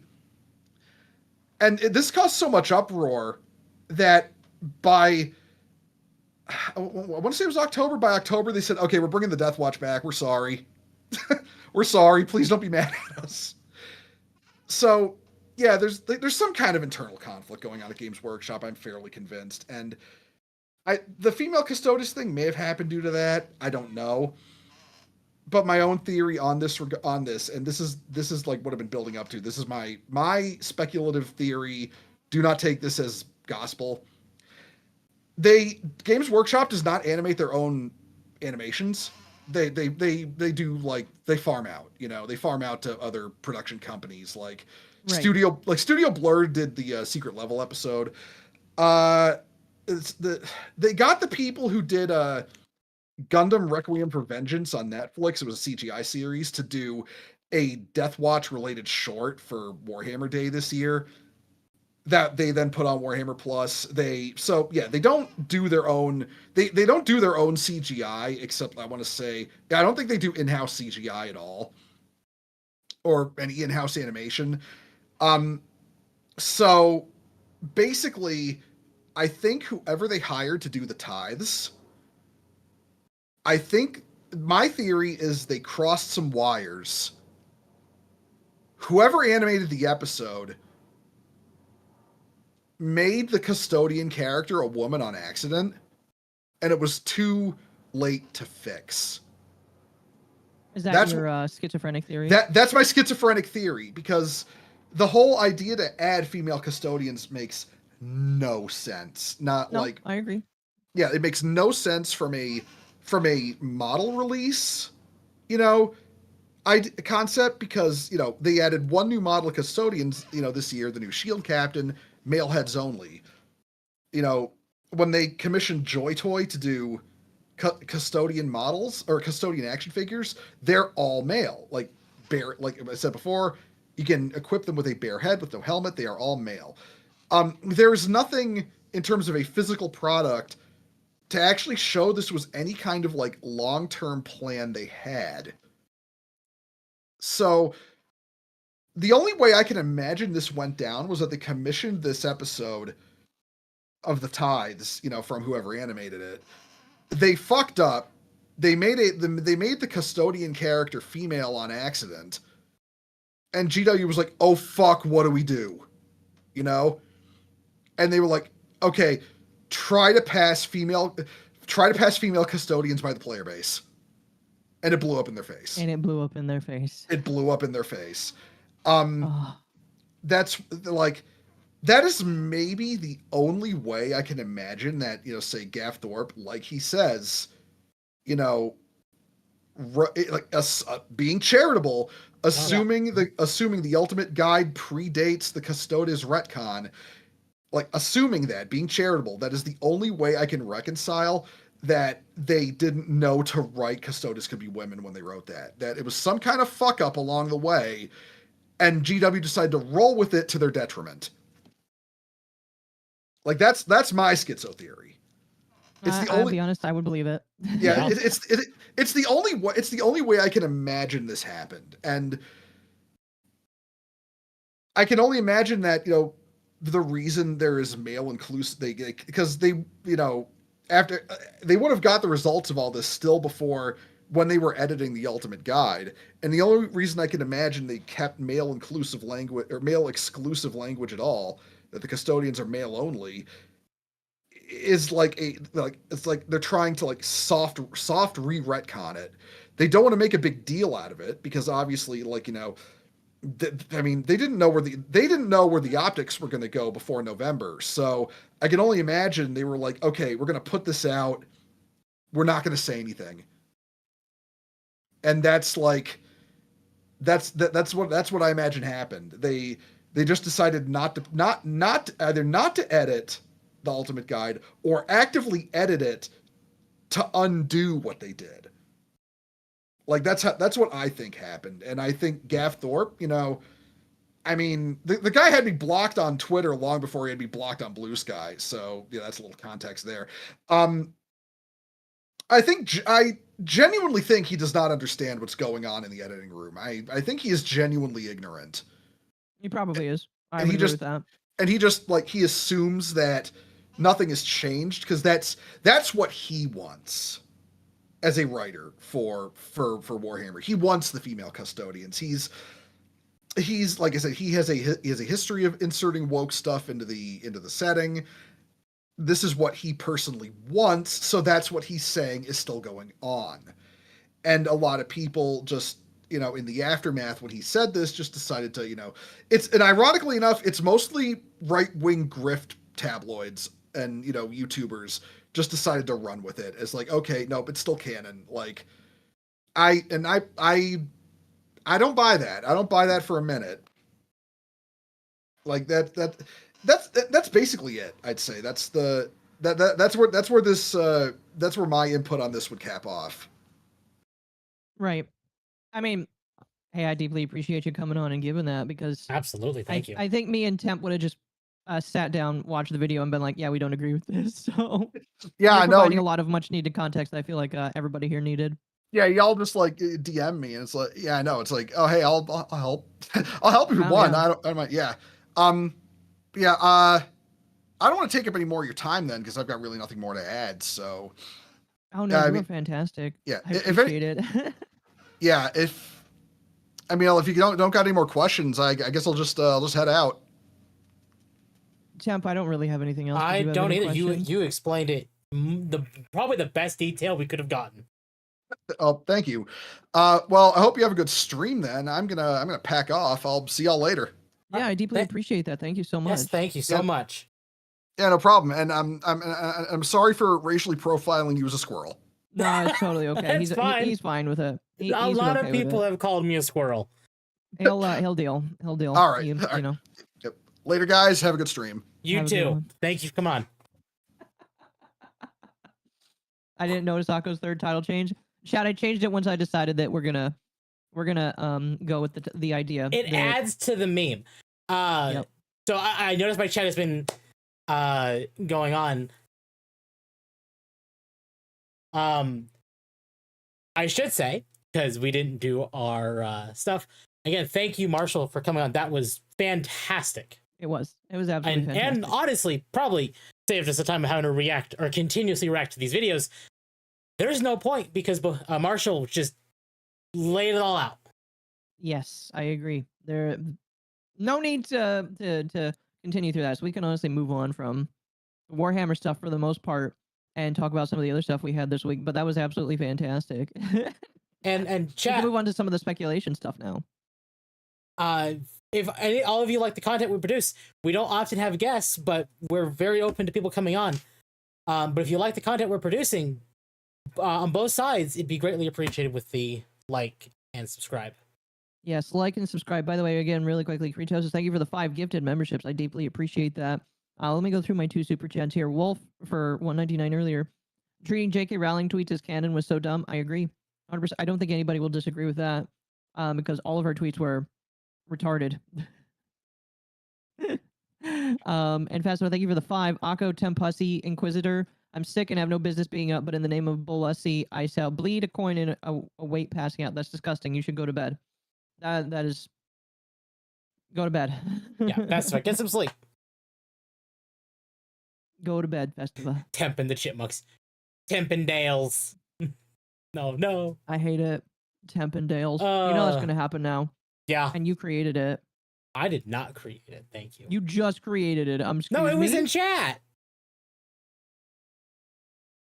Look at your chat. It was in your chat.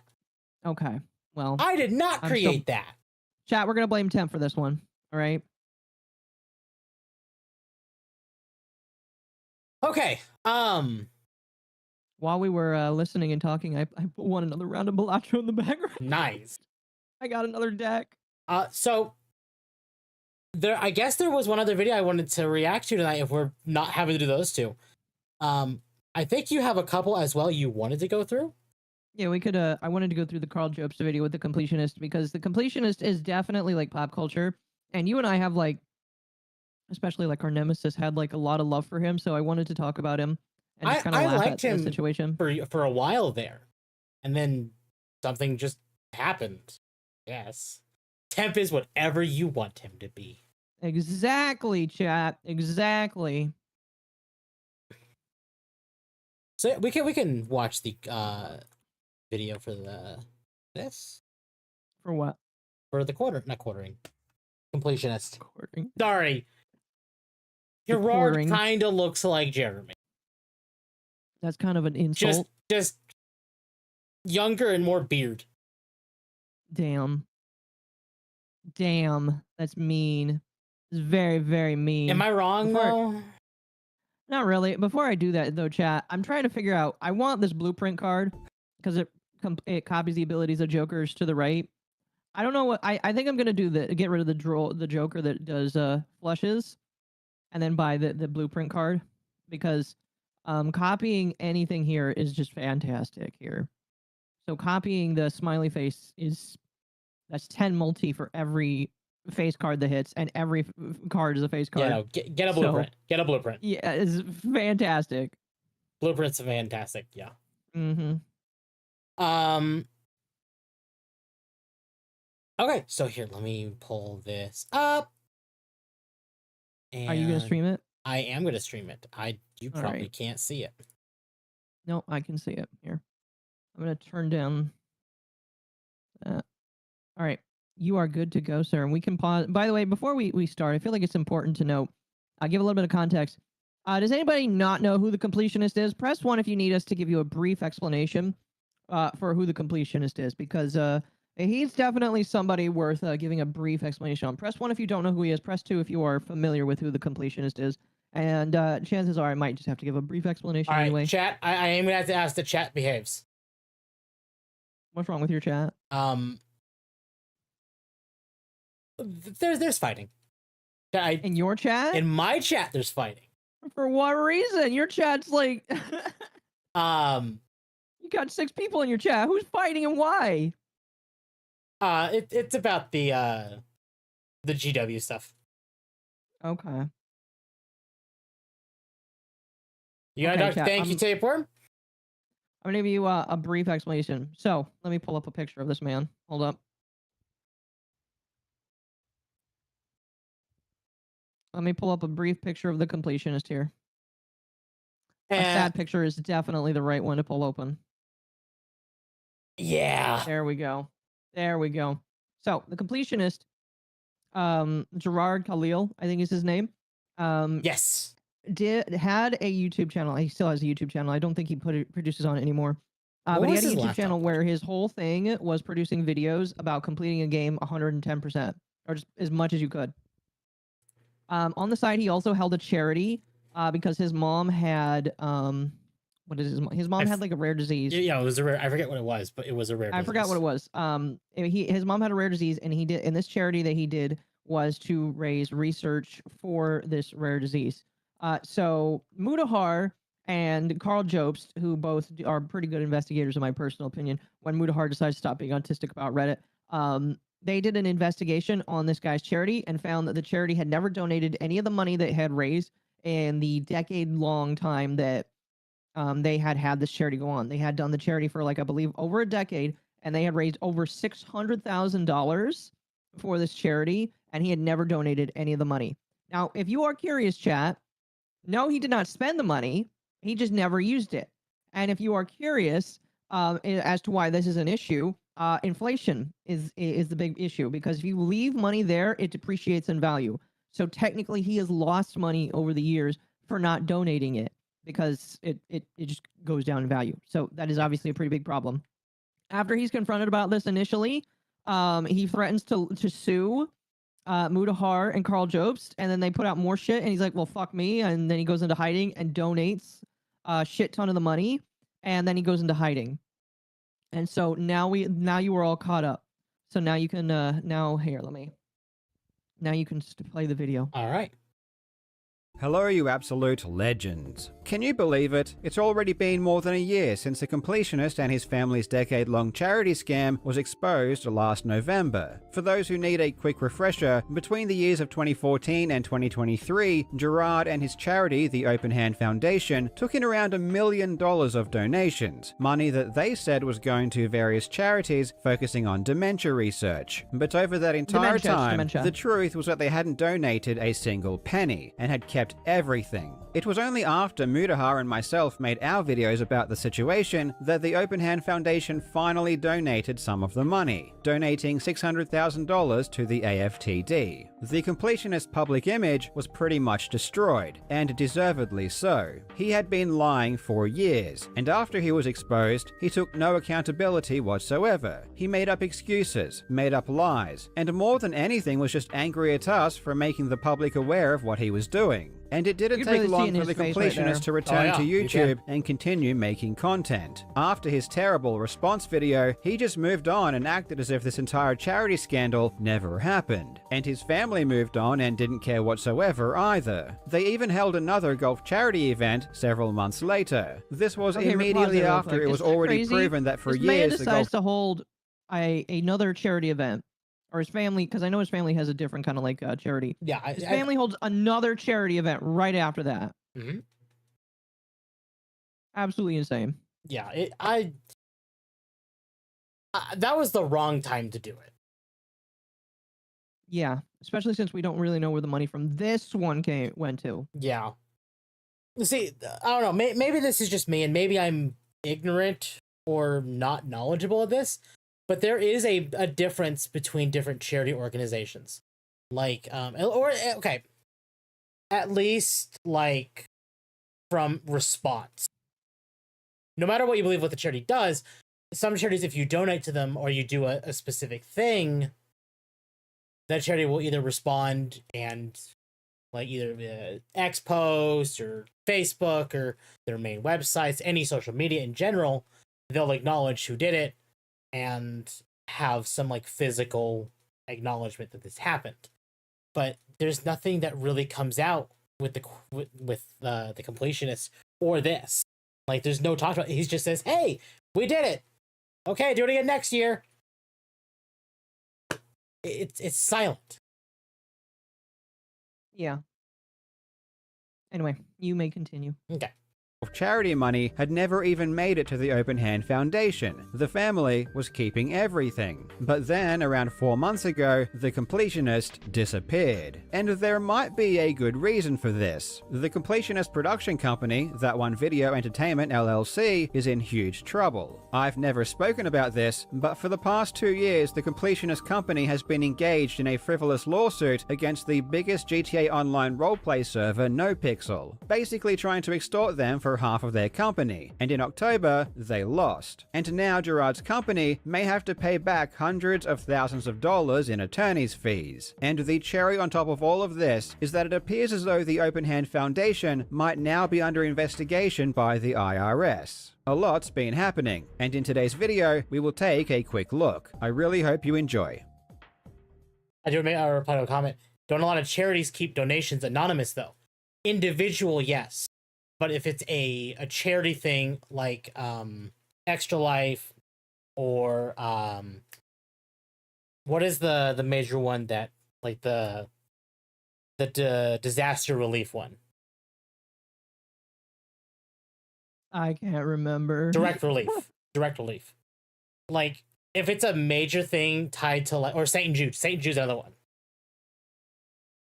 Like you do something, they will typically acknowledge like the charity, like be it a stream, be it a content creation or whatever, if it's like a big thing put together for people to donate to, and then you donate that chunk of money, they typically acknowledge them. Mm-hmm. Doesn't Games Done Quick do charity? Yes. Yes, they do. I want to say GDC, but that's not right. Now, Legends, a huge shout out to today's sponsor. I really hope you're around. Nope. Because the real time to sell share with a beautiful woman's I'm along glad with you do your sponsorship. Cost But bounce a through lot of it. your trust at home. And I want to spend as much time as it will take to rebuild and re-earn your trust. It's going to take time, but I'm willing to put in the commitment, and I hope you give me a chance.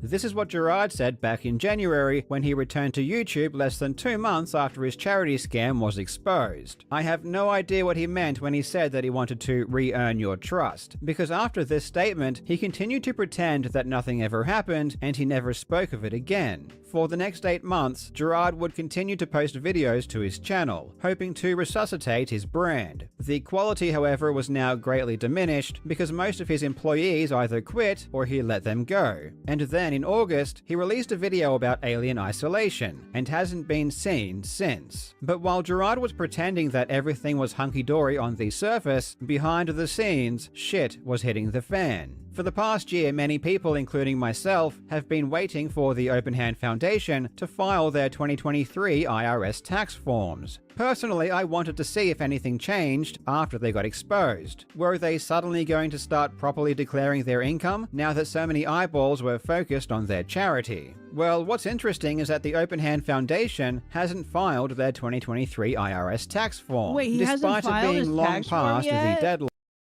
What? Okay, because it's like almost 2025. Yep. My assumption is you get leniency for previous years if you're like a big business or a charity. Why hasn't he filed it yet? Yeah, you would expect to see the 2023 by now. I would hope. Sorry, that was just a random point. Well, no, you're right, because like that should be there. Like there are some years that you will skip and you will have to file eventually, but they're like, okay, fine, well at least do it. Mm-hmm. Well, it should have had time to do it by One would now. think, yeah. line. If you search the charity through the Office of the Attorney General, it says their reporting is incomplete and the IRS form is required. This hasn't happened in any other year. The Open Hand Foundation have always filed their forms on time. So it's very peculiar that at a time where it's more important than ever to be transparent, they aren't reporting. Of course, there are multiple possible reasons why they aren't submitting their forms. The most obvious would be they haven't yet done their 2023 accounting, but it could also mean they are currently being audited by the IRS. Personally, I think it's the latter, given how many people reported the charity after the scandal broke. Another piece of evidence to support the fact they are being audited is that it does appear they have already done their 2023 accounting. So there doesn't seem to be any other legitimate reason not to file. We know they've done their 2023 accounting because as part of their 2024 annual charity registration to the Office of the Attorney General, they needed to state their revenue and expenses for the previous year, which they did. And this is where things get very interesting. This form doesn't give us any breakdown like the IRS tax forms would, but it does give us a few basic figures. It says that in 2023, the Open Hand Foundation raised $155,000. This is significant because it's by far the most revenue the organization has ever reported in a single year. Really quickly. Mm-hmm. This might make people mad at me. I do not like that couch. I do not like how those people on that couch look. I'm sorry. Like, oh, sorry. I know they're raising money for cancer. No, I'm not talking about the couch. I'm talking about the people on the couch. I really thought you were going with, we're going to pause this video so I can talk about how shitty this couch is. No. Like literally, the woman that Gerard is sat next to is the only, well, maybe the pink hair kind of is a debuff. But all these guys kind of scare me, all right? Even Gerard with his, like, sparkly beard. I'm sorry, I just had to say it. Oh, no, it is a sparkle beard. Okay, never mind. I just had to say it. I'm sorry. They all look weird. I bet Gerard has banged those couch cushions. Ah! Never mind, we'll make fun of the couch now, too. The couch part, too? Sure. Oh, God. Okay. Usually charity donations are recognized because they are access publicity for the foundation doing the donation so that they can donate more. Yes.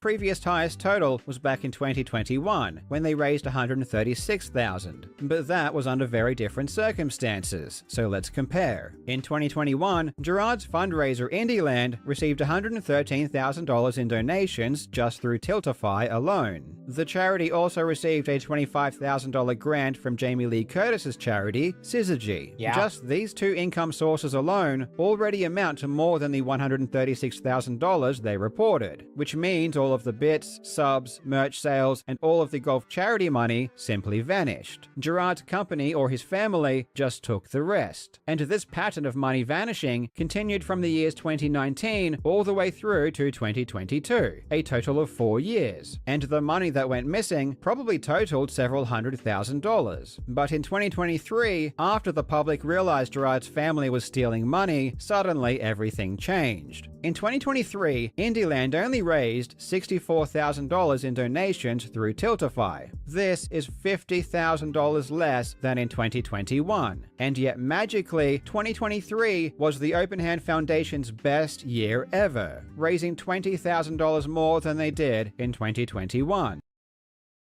Oh, no. Wait, what does that mean? Explain it to the child here. That's me. It just means that they added what appears to be like an extra 90. No. Wait, what? Well, okay, so go look at this. I'm going to rewind it. That's how much they supposedly raised in 2023.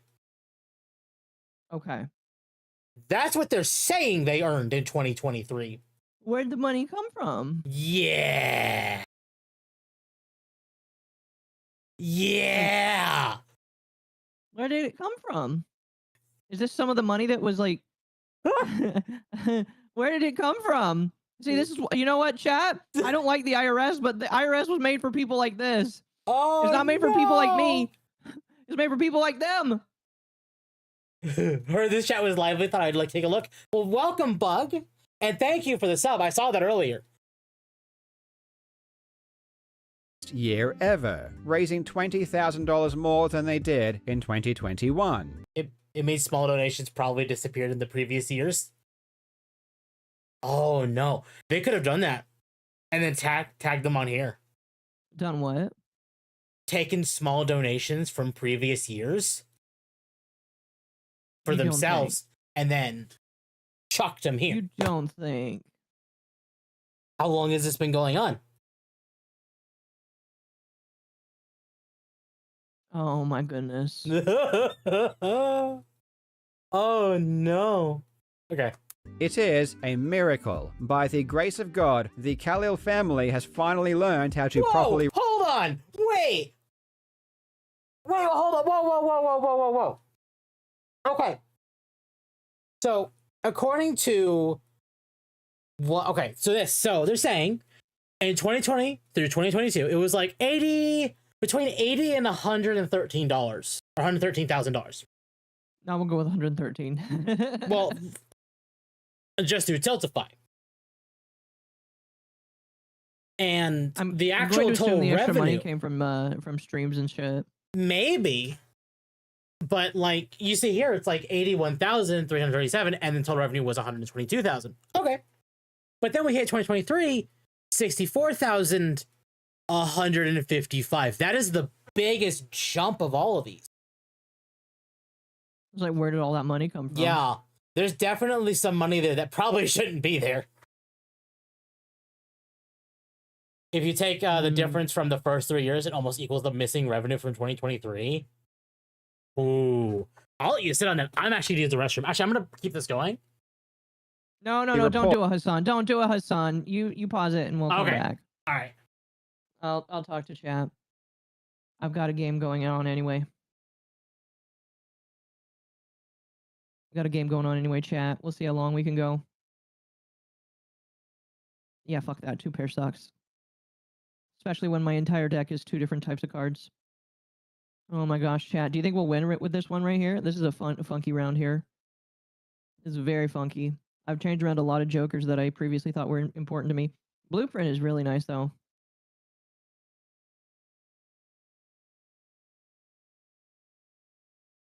Right now, we're just doing flushes. We'll see if I can win first try on this deck. Oh my gosh. Because here's the thing. Everything is a face card. Face cards get a 5+ multiplier. Also, face cards get chips. Oh my goodness. Uwu Gaming, thank you for the 10 Canadian. I deeply appreciate that. Welcome, welcome. Akko is not addicted to Balacho. No, Chad, I'm not going to deny it. I am.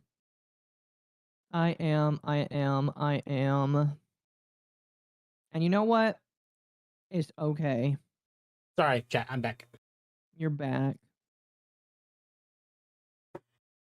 Give me another Jupiter. Okay. Yes, baby.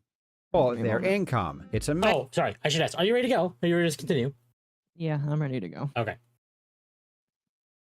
amazing. We already knew that Gerard and his company were stealing money before, but this most recent accounting is just the nail in the coffin. It is so brazenly obvious that once they were exposed, they decided it would be unwise to continue skimming off the top. And as a result, despite last year being one of Indieland's worst performing years ever by far, the Open Hand Foundation was more profitable than it's ever been. Another interesting thing about this form is that it shows the Open Hand Foundation is still holding on to $200,000. And this is before their 2024 golf charity event, where they would have collected even more in donations. Why are they still keeping this money? One thing I've come to realize is that while Gerard may have been very concerned with his public image, his family, specifically his brother and father, couldn't care less. This is why back in May they continued running their golf charity tournament as if nothing ever happened. If you look at the Open Hands website now, Indieland has been removed as one of the charity events, leaving only the golf tournament. And the golf event was never something that Gerard was a part of organizing. And it's why the Open Hand Foundation now feels comfortable going back. You know, okay, I will admit, back when they did the Indieland where it had Jamie Lee Curtis, I was like, he can't be that big. Because, okay, now this is at a time that I didn't know the Open Hand Foundation was like a whole thing. Yeah. I thought it was just Gerard with like multiple different charities or something. But the golf thing does explain Jamie Lee Curtis. Oh yeah, that definitely.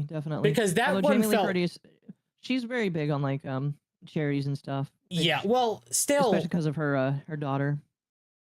Daughter, quotation marks.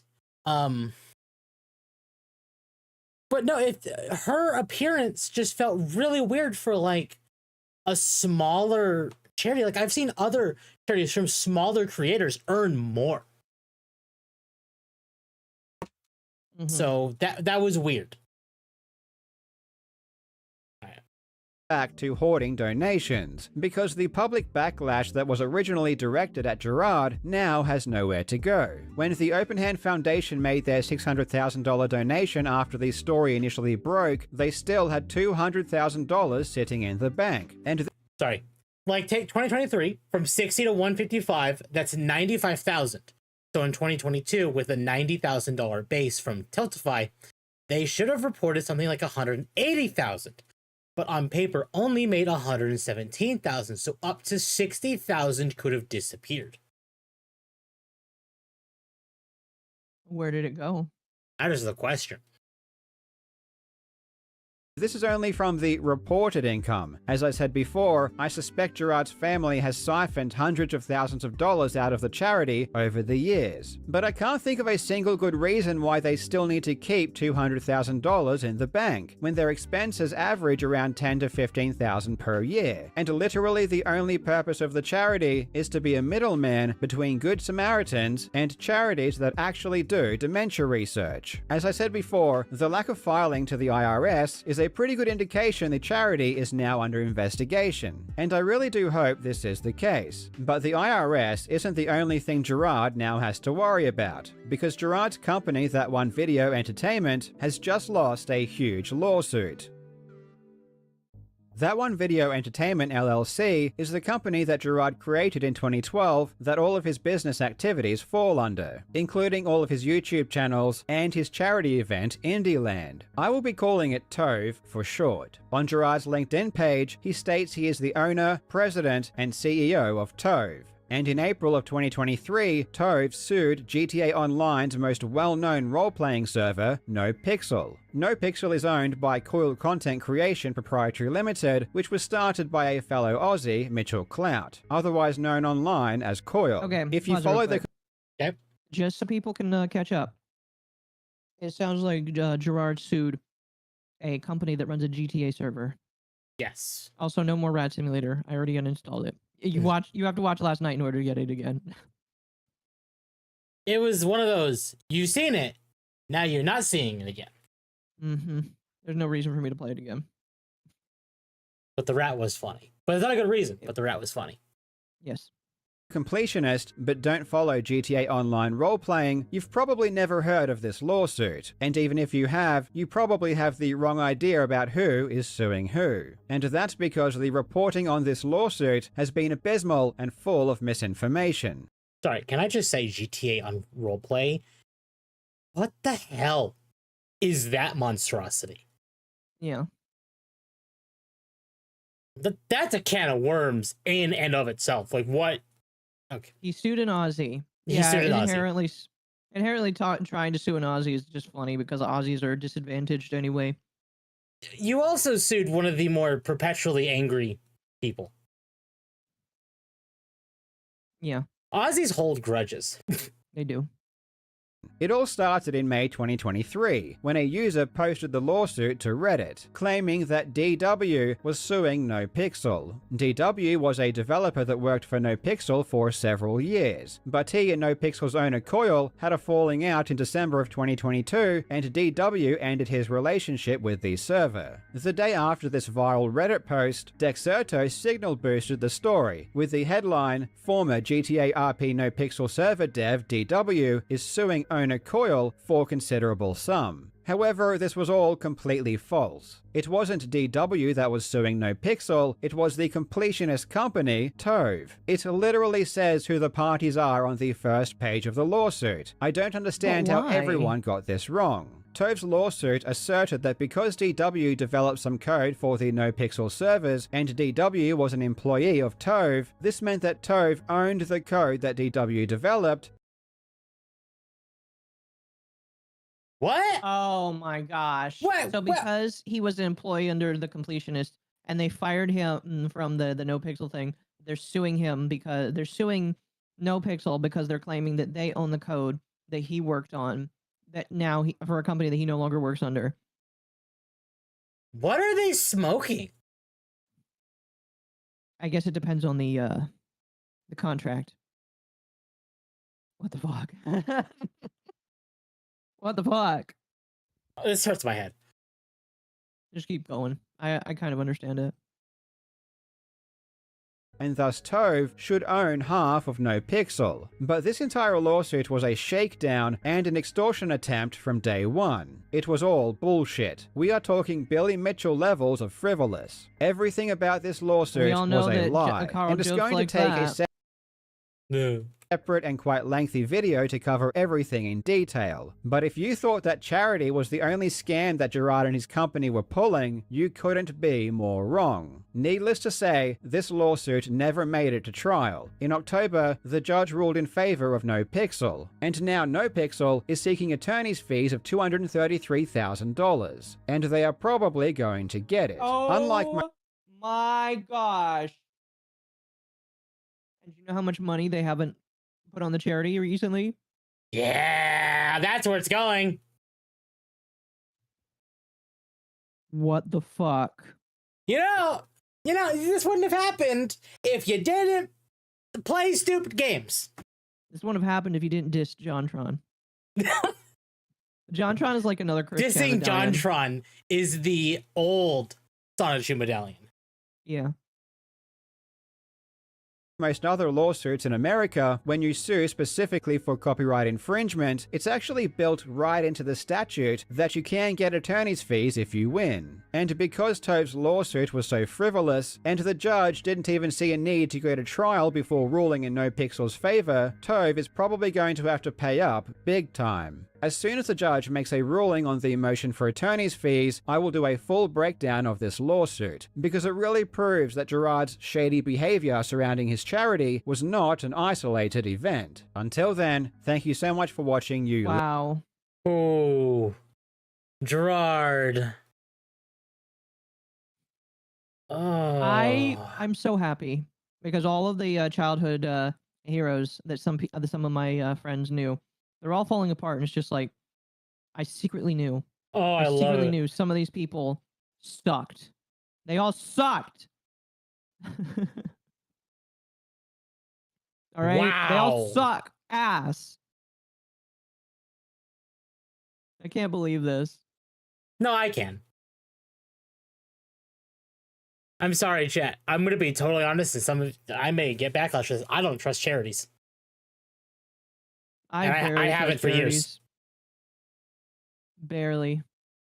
So, does it surprise me? No, I'm just disappointed. What do you about the Chugga Conroy thing? Chugga's innocent. And Chugga, yeah, he's Okay. innocent. He's innocent. Okay, Kind the foot of. girl thing is innocent. Yes. Like Like, if you like feet, ew, but you do you. Don't be weird exactly. Chat, go bash Lumi for that because her liking feet is an issue. But as long everything else about that is he's innocent. I mean, hell, he's doing 2 conventions right now. Yeah. He's doing Throne Countures. He's doing Runaway Guys again. Like, things are healing for him. Oh. Pretty much, yeah. Now, I'll admit, I think Proton John was actually a part of Indieland one year. He might have been, I don't know. And I know Gerard was involved with the Runaway Guys Coliseum one year. Yeah, because they're all buddies. Yep. Yeah, because Proton John was a part of Normal Boots. I think before and after. All I know is that everybody in Normal Boots is like falling apart. Yeah. And if that's the case that he was part of Normal Boots, the fact that Proton John decided to start cosplaying as a woman and has a female model the way he does, like, chat, I'm not gonna push shade to any man that wants to use a female model. Obviously, I can't do that. That would be a little hypocritical of me. But I look at Proton John and I'm like, you're coming out one day, and there's nothing that can convince me otherwise. Just saying. Just saying. Although I was engaged to Masay, threw me for a fucking loop. I think it threw everybody through a loop, honestly. Not me. No? As someone, and I'm sure some of you probably know the name, as someone who actively watches Steven vlog, because I find it fun. Sorry. Having seen Emil and Masay together consistently, there were signs. Like the fact that they were like, if one was there, typically the other was there, which implied they're a couple traveling together, and not just, oh, we're just friends going at the same time. That's not what it felt like to me. So, and hell, anytime that they visited Emil, there was constantly, like if you saw Emil, you typically saw Masay, and in Emil's house, he actually set up a workstation for Masay. So, again, there were signs. Now,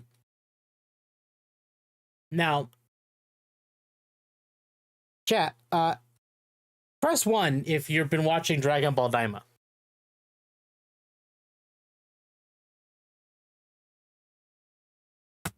Why? I want to make sure that this is relevant. Okay.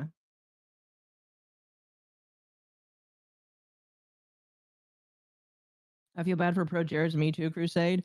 Yeah, but I'll be honest with you. There's only so much I can feel bad for him for, because he kind of like, again, he's another one of those people that went so horribly anti against JonTron. So, you know, I don't know. Okay, I see some of people are commenting. Yeah. Okay, so any of you who watch Daima, if you're waiting for Friday, don't wait. Daima does not return until January 10th. We are taking a week off in this Friday.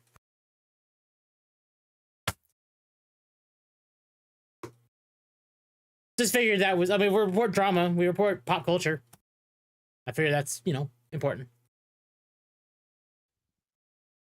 Damn, that was a good run. So do we want to talk about the NieR rumors and information and news? We can. Chat. We can. NieR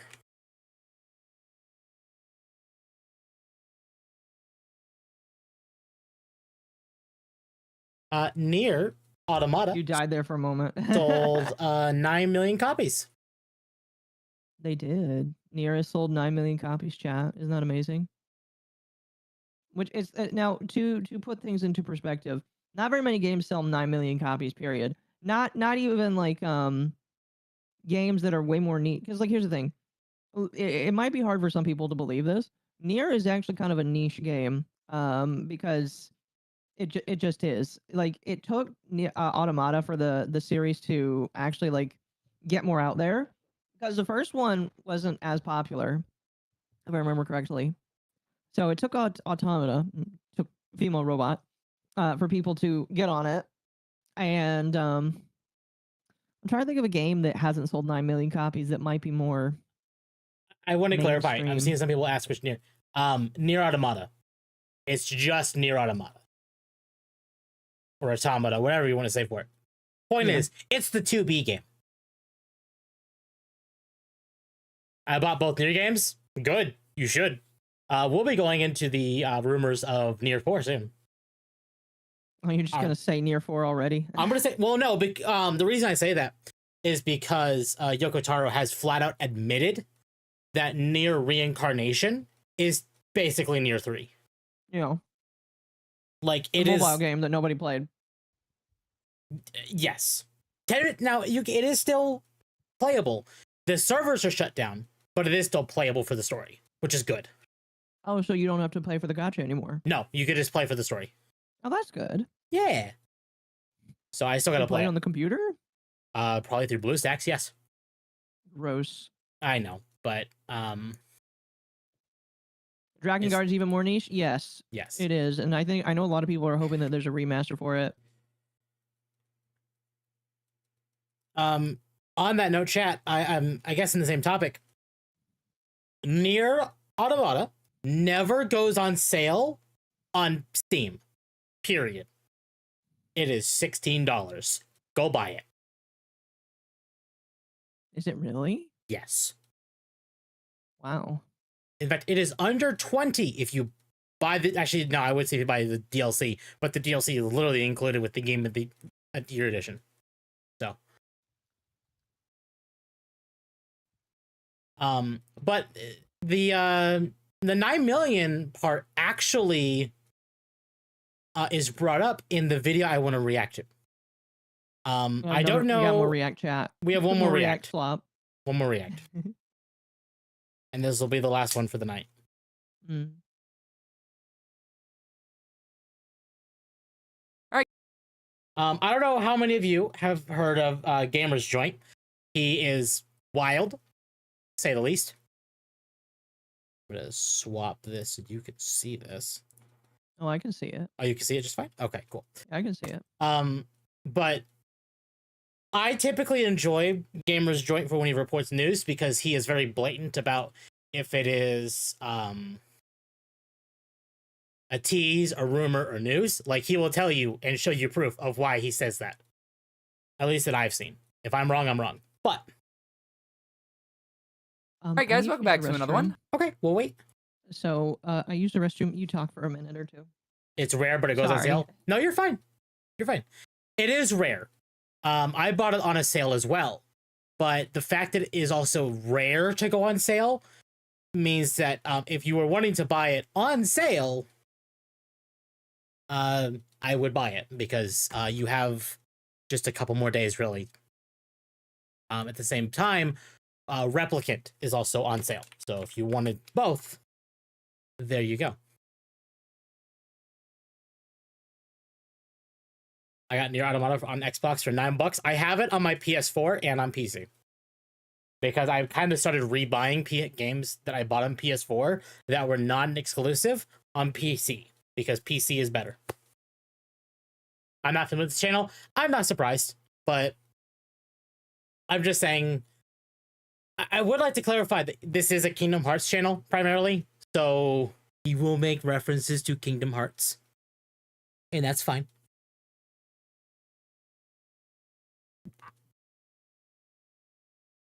I've been playing Replicant. Replicant was fantastic. I think I might like Replicant more, but NieR or Automata was still really good. And if this tease or rumor in this video is true, 2025 is gonna be interesting.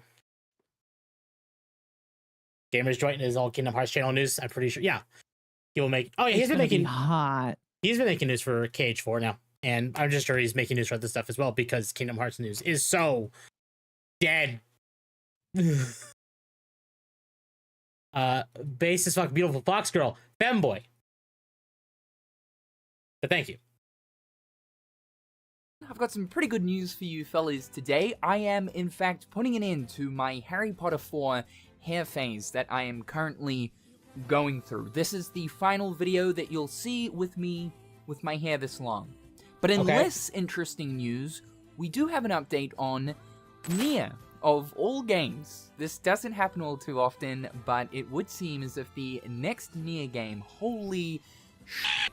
By the way, this music might get us claimed because he's playing the music. Well, it might, but we're talking over it as well as he's talking over it as well. So we'll see. Like I thought about that while listening to this on the way home. I was like, Shit, if we listen to this, I might get claimed. Yeah. Well, chat, donate to Occo if we get claimed. Yes, Poor give me money, Assassin's- chat, because I might get claimed. Ugh. It's so dead if good games continue to be announced like this. Oh yeah. That's why I never got to Kingdom Hearts. A bit new with some friends who play Kingdom Hearts. Well, again, if you're wanting the Kingdom Hearts, it is on sale on PC on Steam. Yeah, he's playing Replicant music. Is this Replicant or is this Automata? It's one of the two. I know obviously. it's the Chaos Speak. Was it Chaos Speak in both games? I believe so. Yes. Okay. You need to play Replicant. I don't Anyway. own it yet. Well, buy it. It's on sale. It's $24. I'll think about it. Down from 60. Okay. Finally, will be getting revealed in 2025. So it seems. Recently, 4Gamer did a bunch of interviews with a ton of reputable Japanese developers within Oh my the gosh, he's got a Japanese bird in the games background. industry, He's and got a bird. Yosuke Saito, who is the producer of I'm not a the femboy. I just series. like That's your VTuber. Well, I'm a femboy. At least the model's a femboy. Yes. Please just pause frequently to avoid the bot. No, yeah, you can also do that, yeah.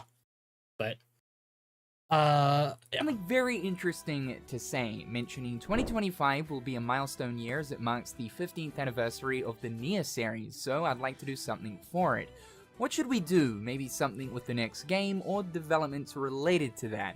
I've been hearing the fans' expectations. It's a bit tricky though. That said, as I'll likely be doing less direct work as a producer, I'd appreciate it if you could patiently look forward to what's coming. This definitely comes across as a tease to say, hey, you won't be waiting too much longer to hear about the next NieR title. Something that people have been waiting quite a long time for. NieR Automata released back in 2017. Now, it's not like we've been completely without anything related to NieR since 2017. We, of course, had NieR Replicant, I didn't know the that the game was that, remastered version. that Yeah. old. It is that I old. didn't know that. That is insane. I actually almost bought it that year because I'm like, I heard this game was good. Mm-hmm. Didn't buy it. Of the 2010 original game, which quickly became my favorite NieR installment. I actually enjoyed it a lot more than I did Automata. And it was, of course, the mobile entry NieR Reincarnation, which, yes, is canon. It is important to the overarching story of the NieR games. It is deemed to be NieR 3. This has actually been confirmed by Yoko Taro. So the next NieR game we get will technically be NieR 4. Now, this is absolutely the biggest NieR 4 tease that we've received so far, and basically confirms that we will be hearing about the new NieR title in 2025. But there was actually a smaller NieR tease that happened in May of this year. I've been talking about wanting to do something with Yoko and Okabe for some time now. Yoko Taro, the director of NieR, and Kiichi Okabe, the composer of NieR. I'll have something a bit more put together to say in the not too distant future, so please stay tuned. It might be NieR, it might not be NieR. That's about all I can say for now. And he also went on to mention that he's also working on another project. I'm doing various things with the idea of creating something that does not yet exist. I can't devote my time to that fully, so most of it has been left to the staff, but it's turning into something quite interesting. I'm looking forward to the day we can announce it. So there are two projects that are coming from Mr. Saito, but one of these are undeniably NieR. Especially with the mention of Yoko Taro and Kiichi Okabe, that is absolutely Automata is It's 7 kinda years surpri- old. Yes, it is. It would be kind of crazy to see Automata be 10 years old when we get the next game. I'll be Yeah. honest with you. Play That Gestalt that would first. sadly make the most sense. To do what? Sorry. To come out with a game on after 10 years. He actually goes into it, but we're also in a bit of a Square Enix lull. Because we had Rebirth this year. And we're probably getting HD 2D 1 and 2 for Dragon Quest in 2025. I don't know if Square will count that as like the big release of the year. But that means 2025, if Dragon Quest does not count, is pretty much empty. Whereas we pretty much have rumors and speculation that Kingdom Hearts 4 will be in 2026. And then the final game in the 7 Remake Trilogy in 2027. So an announcement and release, maybe, of NieR might be the route they go for 2025. Mm-hmm.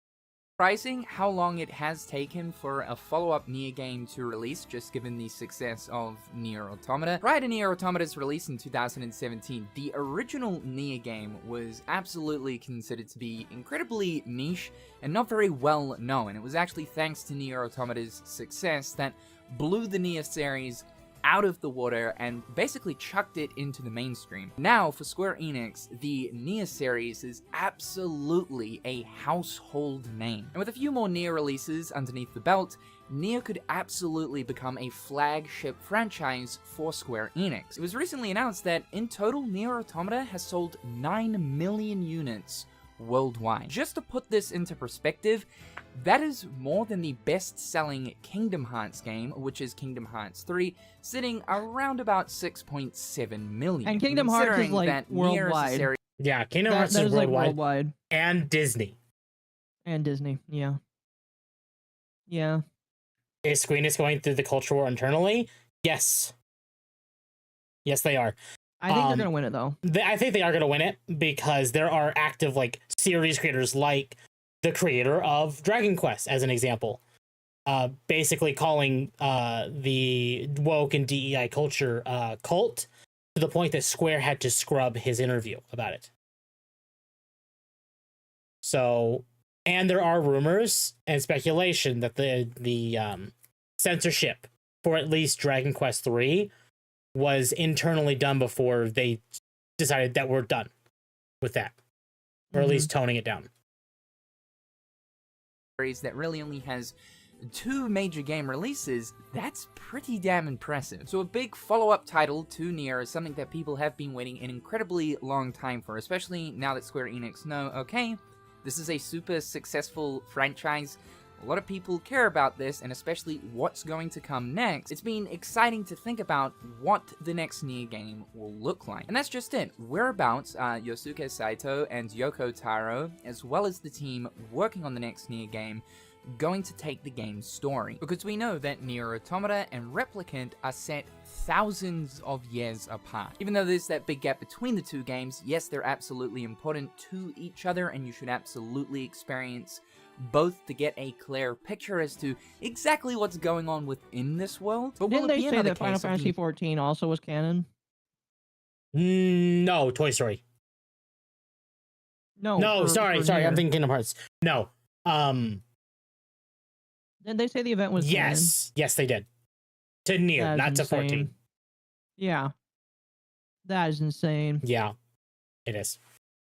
next NieR game being set in the very distant future. We know that for Ending E of NieR Automata, the pods basically tell us that there is a brand new world and future out there, one that isn't revolving around this constant cycle of repetition to do with the androids constantly repeating the same fate over and over and over again. That's basically the aim and the goal of what we experience as players playing through NieR Automata, to try and break the cycle of repetition. So will this next NieR game be directly connected to that of Automata and the events that transpired from that, revolving around that world that is broken free from that constant cycle of repetition? We also know that the memories of 9S, Adam and Eve were also sent to a new world, whatever this new world might be. It might be a story that takes place between the events of Replicant and Automata, given that so much time is set between these two titles. By the way, I also haven't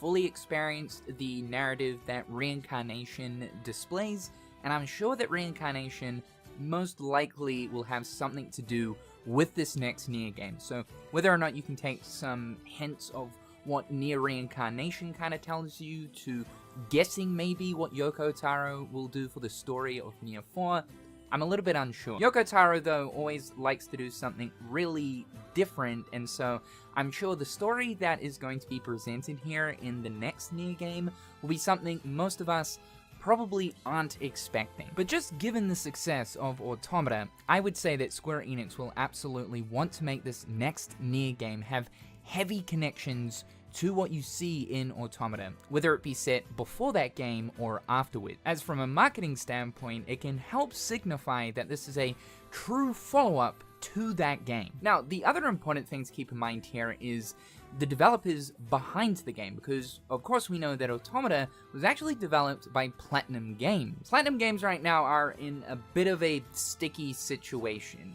We don't actually know if there's too much more of a future left for Platinum, though it's not absolutely set in concrete if the company are going to close down. Things aren't really looking too good there. And it's kind of sad because Platinum did make some good games, but like they did, but they haven't been making anything for a bit. They've been very quiet. And I think, what is it, the last thing they made also kind of was a bomb? Was it Bayonetta 3? I think it was, actually. I think Bayonetta 3 was the last thing they did. Let me check.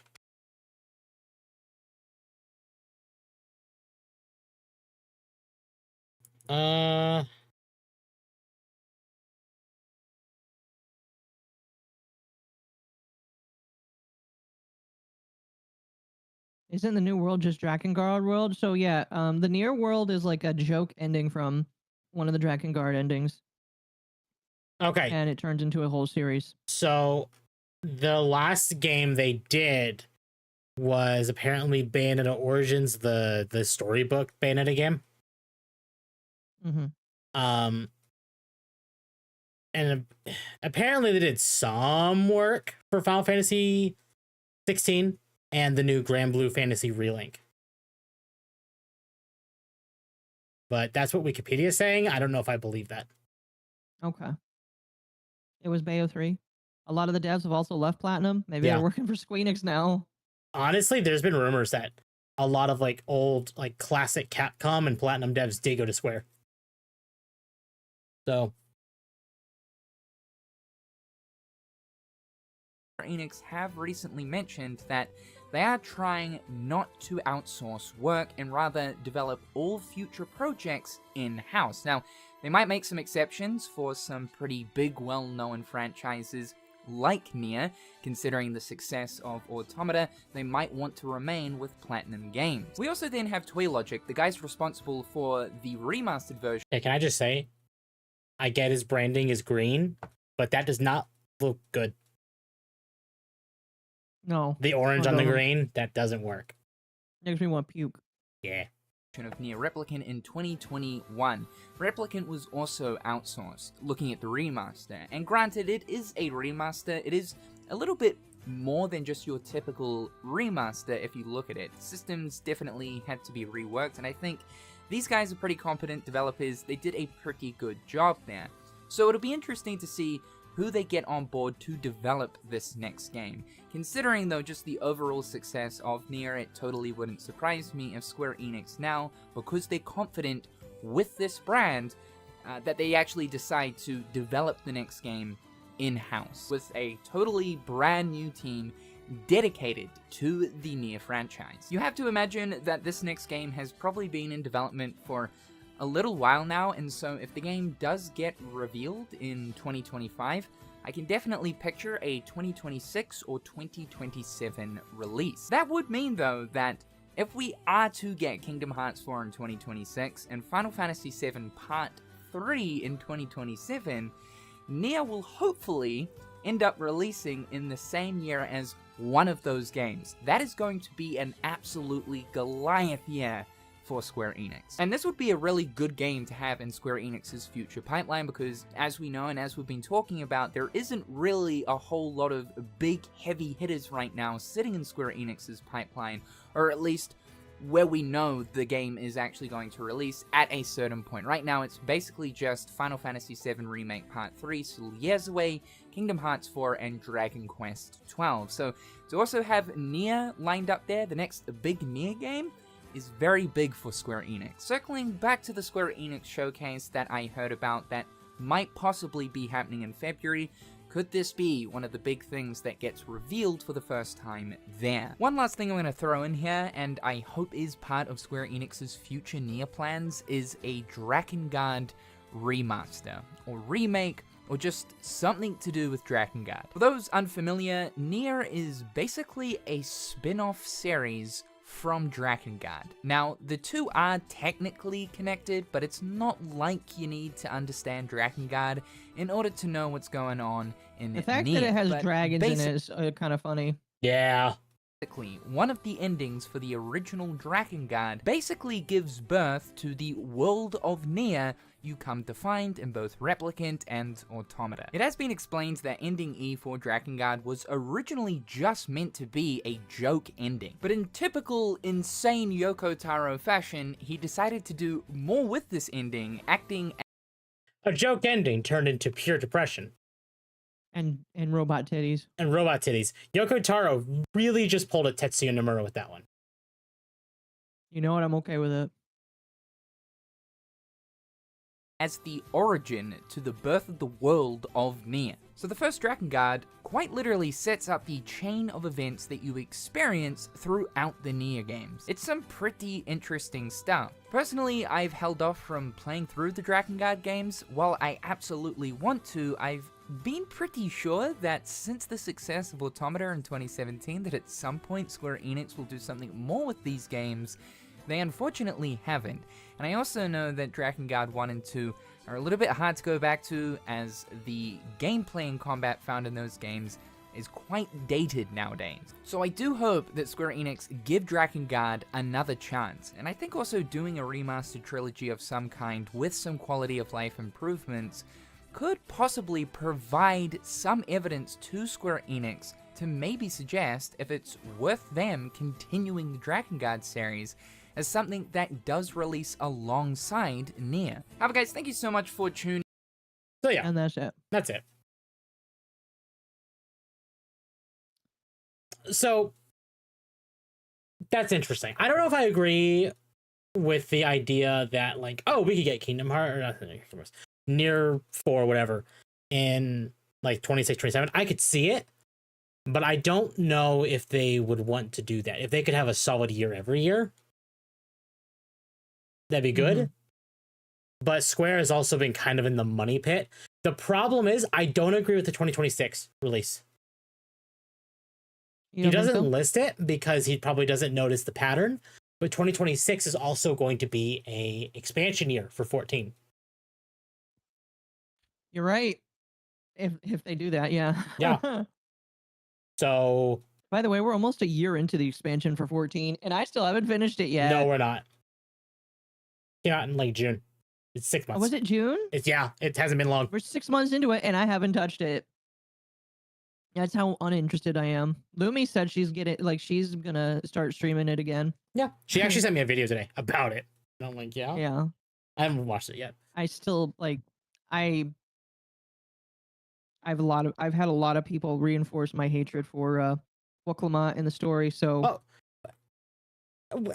Dawn Trail is just Stormblood too. Like, that's why yeah, I'm not and mad that about makes it really bad. It makes it really fucking bad.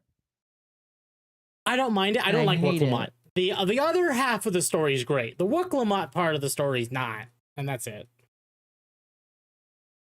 Drakengard is janky as hell. A remade Drakengard trilogy with gameplay feel like Automata or Stellarblade would be sick. Yeah, it would be.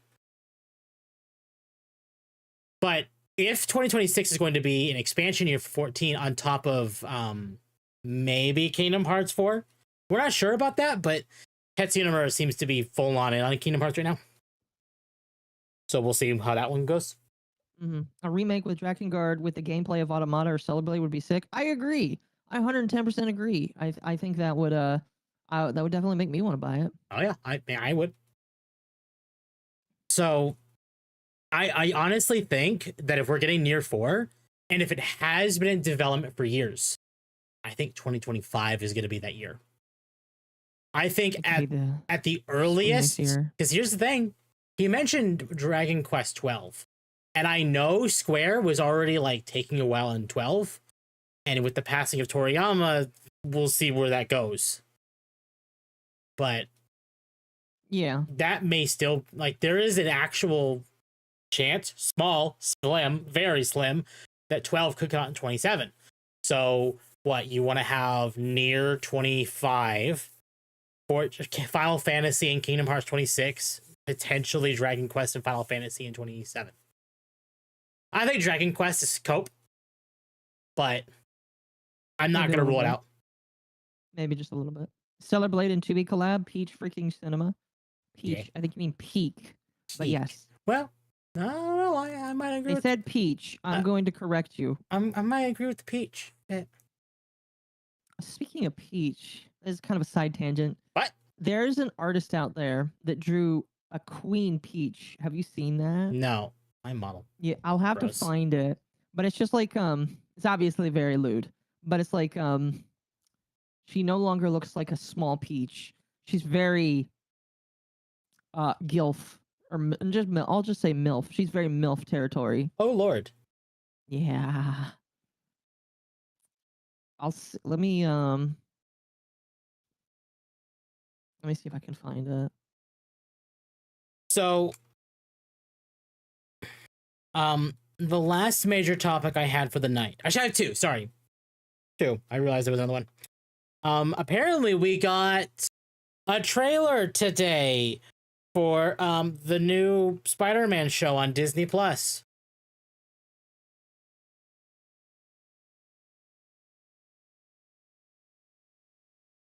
Oh, are you gonna show it off? Yeah, I am. Chat.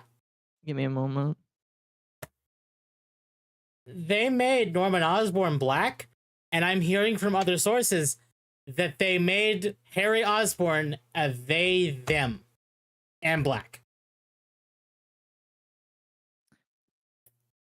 What is up with them buck breaking black people? Like, what the fuck?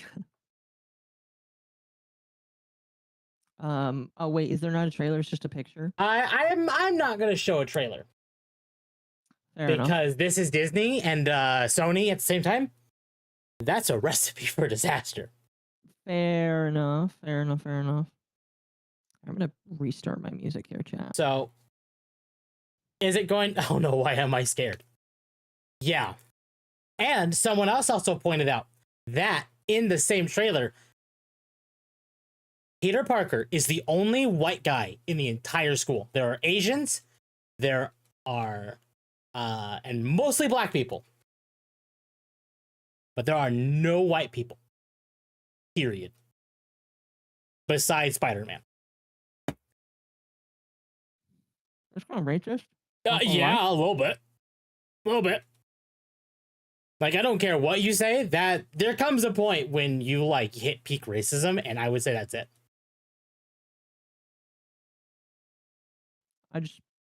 It's his hair. They did it because they didn't want to deal with the cultural appropriation thing for hair. Remember them bitching over dreads? You know what? Fair. Even though dreads came from fucking Vikings first. Yeah. Appropriating my culture. Excuse me, Ava's culture. They even show. Granted, my dad is Scandinavian, so. Hold on. Let me do this so I don't show anything. So it is like his culture.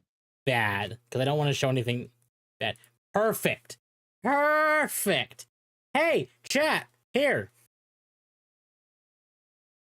Every ginger,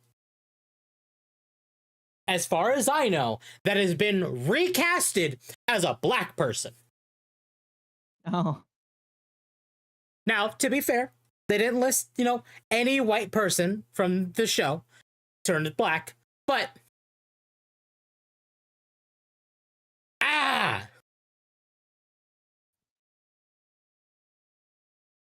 so Spider-Man is the minority? He is! Wait, how is this okay? Okay, sorry, there's one here I see. That looks fine. And it's like... No, they all look bad. All of them suck. I'm ginger and I'm still white. I'm ginger and I'm white. Hell, I'm fucking pale! Can you be black and also be a ginger? No, I don't think so.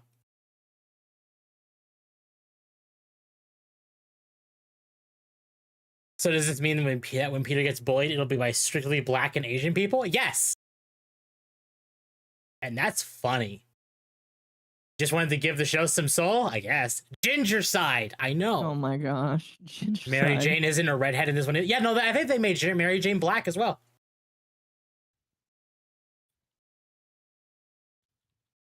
Just...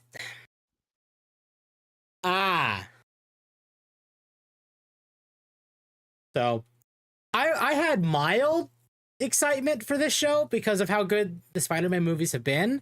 And now I'm like, no. Mm-hmm. And there were rumors that people were saying that this show was going to be canon to the MCU Spider-Man. That's impossible. I hope you know that. Why? Because the MCU Spider-Man said there was no Oscorp and no Norman Osborn in the MCU.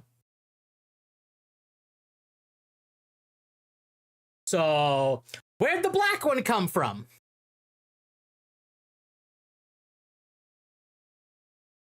Just saying. Where? Okay. That's, Does that racist? I'm sorry. Yes. It just sounds bad. It- Okay. it does. So, as part of the melatonin upgrade, you get darker hair to deal with the sun along with dark. Yeah. That, yeah. I believe Peter Parker is also a YouTuber or something. Yes. Oh no. Yes, he's a TikToker. That's even worse. He is a TikToker.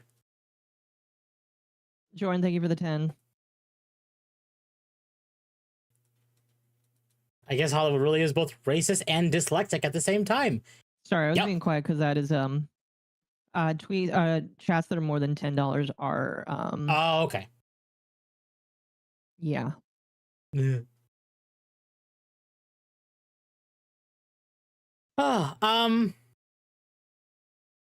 gonna bring this up right now. This is the other topic that I had for the night. Disney's lying through their teeth. Oh, you're talking about how much money they made? Yeah. They're saying Mufasa was the #1 film on Christmas at 14.7 million. Chances are it probably was. I heard that there was some fuck with them where they were trying to take more theaters than they needed. Yes. They were actually trying to buy out theaters so Sonic couldn't have the slot. Yes.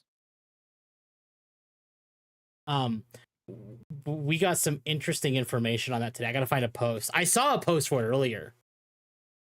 And I forgot to link it. But it was basically along the lines of Sonic is now over the budget now by earning 200 million worldwide.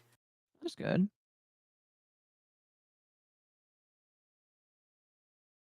Let me see if I can find it. That means that anything is fluff now. Yeah. Sonic 3 is doing better? Yes, they are. Yeah, so there's different sources saying that Sonic 3 has crossed the 200 million at the worldwide box office when the film's budget was only 122 million.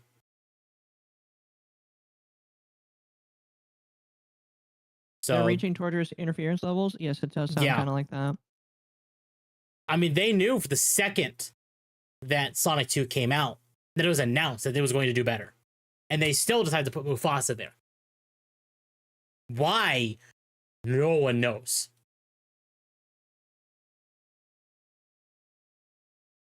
Here, we'll put up Culture Graves.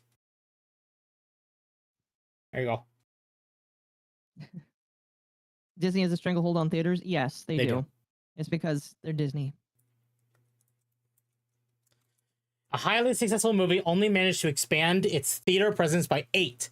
That means someone was actively blocking the screening expansion. The only reason I believe it is because it is Disney, and Disney has done scummy shit like that in the past. I mean, we know they're already buying more theaters than Sonic was anyway. That's not a surprise. But the fact that the rumor going around that they're actively trying to block people from watching this movie, that's scummy, if that is true.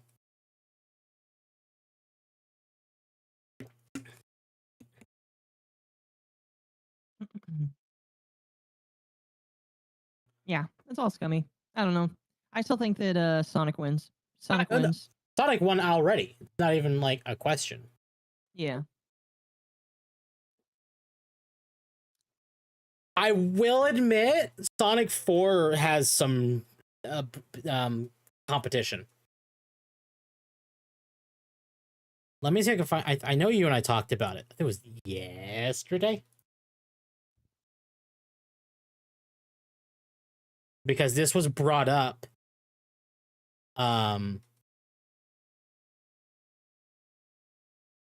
Very recently. Yeah, because the Batman got delayed till 2027. Basically, Sonic 4 is going to be competing with the likes of like Frozen 3, Minions 3, Batman 2, Avengers Secret Wars, the new Godzilla X Kong movie, and I guess a Star Wars movie. And Bluey. Bluey, honestly, Frozen, Minions, and Bluey, that's just children. That's children stuff. Hands down. Oh my gosh. Okay, chat. Unironically. I'm going to show this clip here. Oh, no. This is a Hold on. spoiler for the Sonic movie. I feel like it's been long enough that we can watch this. Okay. Oh, yeah. Sorry, chat. I didn't show it on my screen. Here. I'm going to put this over here. So It's playing the live and learn theme. So it's not working, but it's two hedgehogs, two basic ass hedgehogs fighting over I'll food. be honest. So my parents owned hedgehogs. Yes, they do get into fights like that. Maria, no. Wasn't Disney at some point a while back caught actively buying theater seats to make it look like theaters were full of people watching their movies? Yes. Yes, they were. Sonic's opening weekend was twice as much as Mufasa's, wasn't it? Yes. Sonic 3 opening weekend, I think, was 63 million. Hey, chat, let me see if I can find a video of hedgehogs fighting.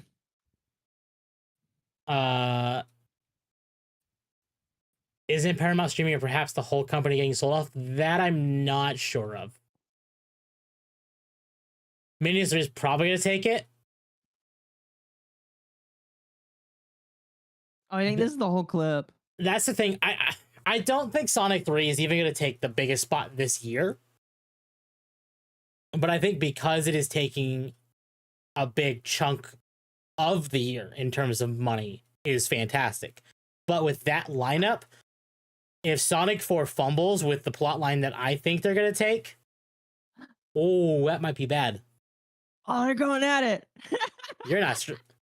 Is it just on your stream? Sorry. Yeah. The little hedgehogs going at it. They're just going at it. Let him go. Let him go. You can do it, Sonic. Oh, no. I think he's retreating. Oh. Oh, now they feel awkward. Sorry, kiss and make up. No. This is adorable. I love this right here. Yeah, He's running away. They bought theater seats for Captain Marvel. Oh, Yep. there he goes. He's got to go fast. Gotta go fast. He's going. He is. Look at him go. He's moving.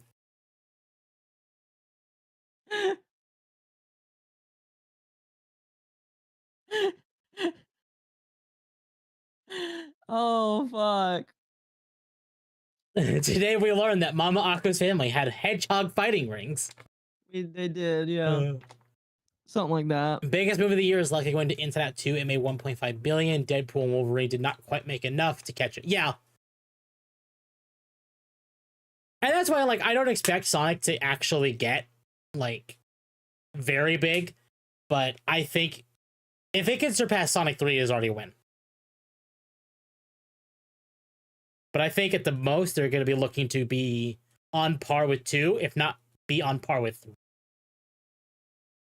Because they knew 3 was going to be earn more because of the source material. Poor baby. He was running around at the speed of sound he was. I had a pet hedgehog as a kid once, and that's how I learned how I'm allergic to hedgehogs. Oh my no! God. No! That sucks. I don't want to pet hamster again. No, get a pet hedgehog. I can't.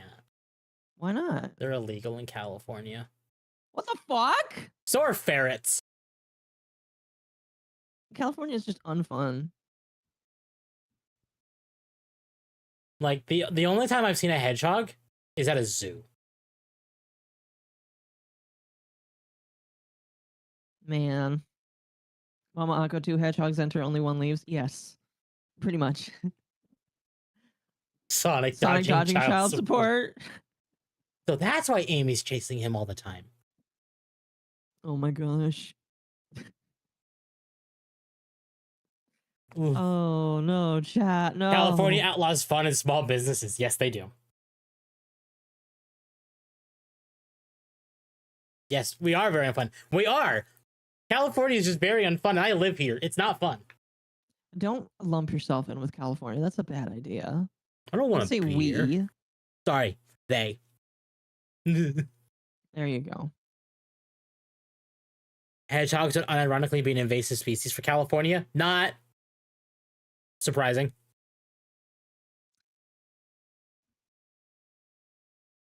I'm not gonna say the name because my mom named the hedgehogs. I'm not gonna say the names because I don't want to put personal information out there. But she did have hedgehogs and they were adorable. Maybe that's why Hollywood and Disney doesn't like Sonic 3. Ferrets are also illegal in California. Years and years and years ago, when my mother worked at like a 7-Eleven, many years ago, before I knew you, she used to have worked at a 7-Eleven. She did, yeah. You know what? That makes sense. Your mom working at 7-Eleven makes sense. We had a guy come in because I was uncommonly kind of just hanging out with her there because I was younger. So you were the little Indian kid in the back of the store while dad was at work? Yes. Yes, I was. We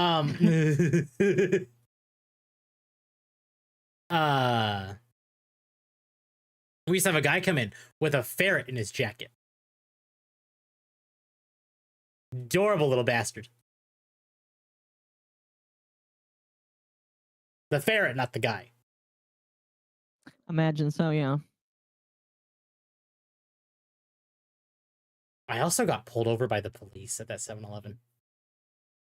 Pulled over, quotation But marks. you can't drive. So, one of those same nights, I was with my mother at the 7-Eleven because, you know, she had to work nights because 7-Eleven was 24/7. Okay, fine. I had a toy lightsaber. So, like, you know, like, before Disney bought, Lucasfilm. So I had one of the toy lightsabers. Speak in detail. Like one of the glowing Hasbro lightsabers. Anyway, I went to the back lot where like the employees parked. And I just it was dark and I just kind of swung it around. Like nothing there, no cars, no nothing. And I was just swinging around because I was bored. And I was stopped by two cops. What color is the lightsaber? Blue. Still have it, actually. Really? Yeah. Still have that one.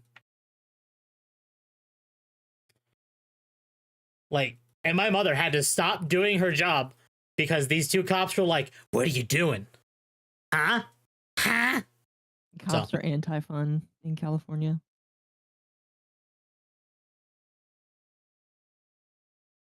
So.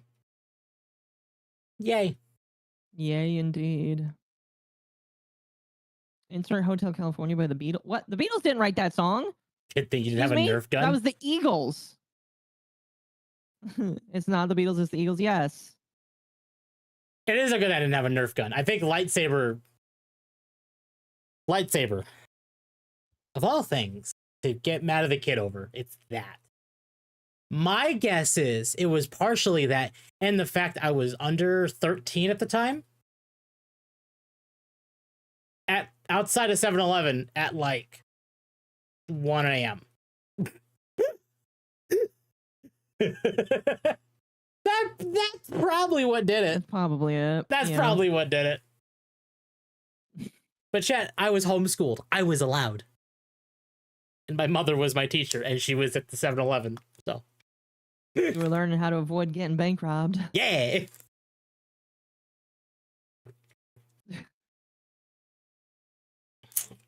Lightsabers are now flashy clubs in Star Wars. They are. least deadly weapon they got. By Disney Tampa, standards, true OG yeah. Star Wars fan. Temp didn't have a Jedi license. They pegged you for a femboy that early. Damn. Damn, indeed. Plastic stick. Those officers must have had a slow day and being slow that day. Yeah, no, really. Yeah. And the fact it was like past midnight. That, like, that's why I was doing it, because it was past Okay, midnight. you can't make that face with your model. You can't make that face with your model, What Temp. No. face? You looked like you were on the receiving end of something real nice. Like you can't bend Alright. forward with your face like that. Sometimes the model just does that. Chat, I don't know scroll why. back like 20 or 30 seconds, screen cap that image and send it to Temp. He needs to see the kind of face he made. It was bad. Oh no. Oh fuck. Oh god. Past midnight on a school night? That might Yeah. have been what it was. That's what I think it was, thinking about it. But I do remember specifically they made mention of the saber. Yeah. So only Occo should be allowed to do that. I know, right? I can't even make that face with this model. She's got the model for it. Temp does not. Speaking of which, chat, update on my new model. It's might be delayed a little bit. Got to make some corrections to make sure it's done right. So it might be a little bit later. But it's worth it, my personal opinion. At least Temp didn't get Anakin like the other Padawans. Oh god. Ah. Wait, hold on. Was this the face you were talking? I'm gonna just send it to you because I think I might know what you're talking about. You're making an Ahigao face. Yeah. Was it under here? New model needs corrections. She does.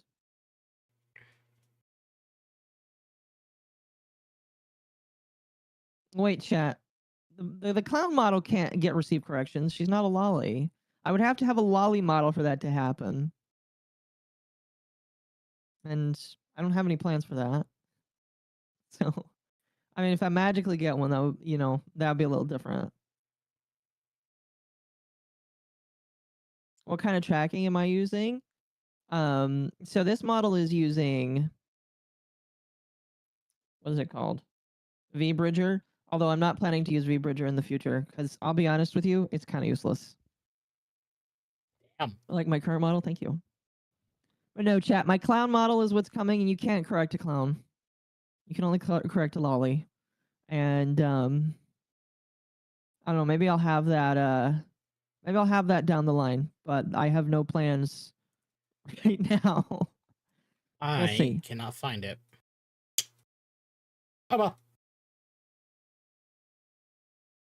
I will find it, just not tonight. You will find it. Yeah. Ugh. Chad, I did talk about Nako server Opai Lolly Hikari. That is a possible thing. That is not a bad idea.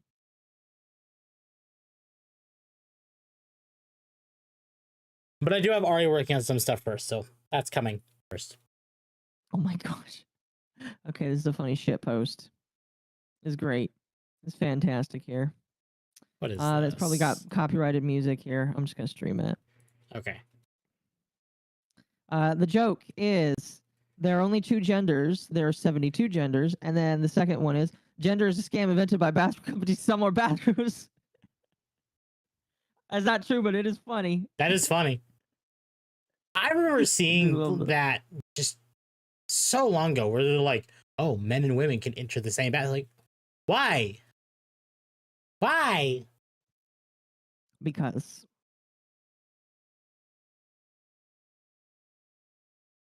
when you correct a clown, they become a mime. V-Bridger is very good if your model is rigged with it in mind. Very true. Although I don't think my model was rigged with that in mind. And Nico, the one who did my model and also did V-Bridger, said that she doesn't really find how it very useful. So my next model will not have it. No lollies. I'm trying to catch no case, mommy. In no way. I mean, lollies. You can't catch a case with a lolly. I don't know what you mean. Lollies aren't real. The lolly can't hurt you because she doesn't exist. Petite women are allowed, no kids? Yes. Here's the thing. I've already thought about the lore for this. If there was a MommaOcco out there in the universe, if she does ever happen, the lore is that she is not a kid. All right, obviously. MommaOcco is literally just a slice of regular Occo, where regular Occo gets sliced into two. All right, and she's split into two different forms. One of them literally takes the body, the hots, but no brain, and then so that's the short stack one. All right, then you've got the MommaOcco. She's got all the brain, which isn't a lot to begin with, but she's got the brain and the sass, and that's it.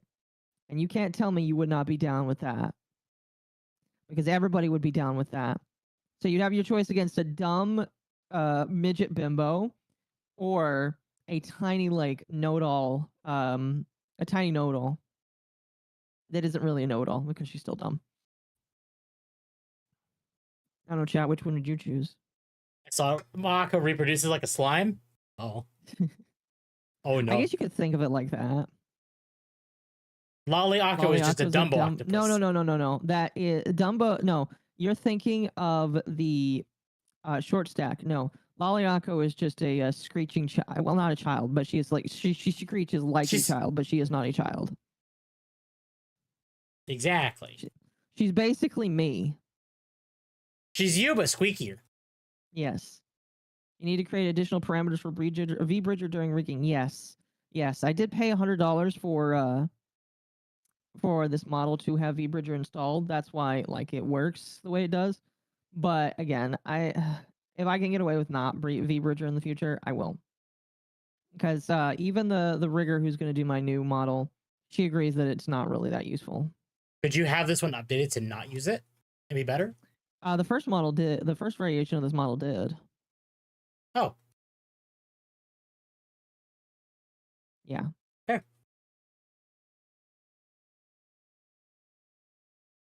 Dumbos are cute? Yes. Dumbo octopus is a type? Oh, I know it's a type, chat. Yeah, I know. I'm not stupid. Occo did it for a reason. I guess you could say MommaOcco would be the Dumbo octopus. I don't know. And tiny and stupid. So, chat, that was the last thing on the docket. Now, we can keep chatting here for a bit if you all want. We can chat for a little bit. And we can switch to some video games for a bit. Really quickly, I want to make sure I grab all the supers that I missed here. Yes. I believe that only one I got is Wolf for 5. Rewatching Inuyasha makes me hate modern anime dubs more than before. It's night and day amount of effort they put in. Yeah, don't watch dubs, period, chat. Bad idea. Just bad idea in general. Bad idea. Don't watch dubs, ever. By the way, really quickly, like the stream if you haven't already. Share it as well and subscribe to the channel. I deeply appreciate that. Very deeply appreciate that. We have 85 likes, chat. Can we get to 100 tonight? With your help, we can do it. You haven't, do your part. Do your part, chat. I'm gonna eat some more of my beef bowl.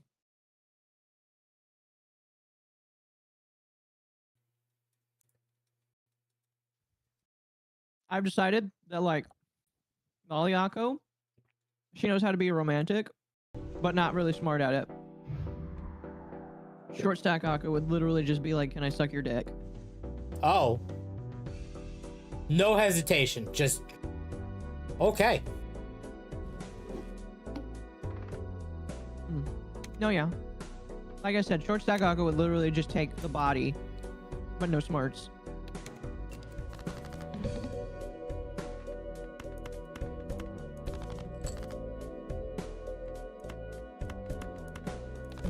That's good shit.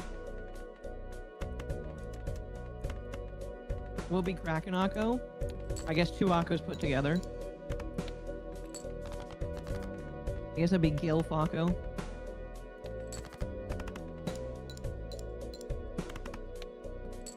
I don't know. Recently, I've seen like an influx of octopus-themed VTubers coming up. I don't know how I feel about that. I mean, like, I don't care if people are like doing the same idea. It's just kind of funny that, like, I've been in the sea all alone. Now there's more people. Explains how Akko ended up with a bunch of kids. No. Untrue. Short stack is horny. Yes. Yes. The lolly one is more refined. But she's also kind of stupid as well. And again, none of them are kids. All of them would be adults.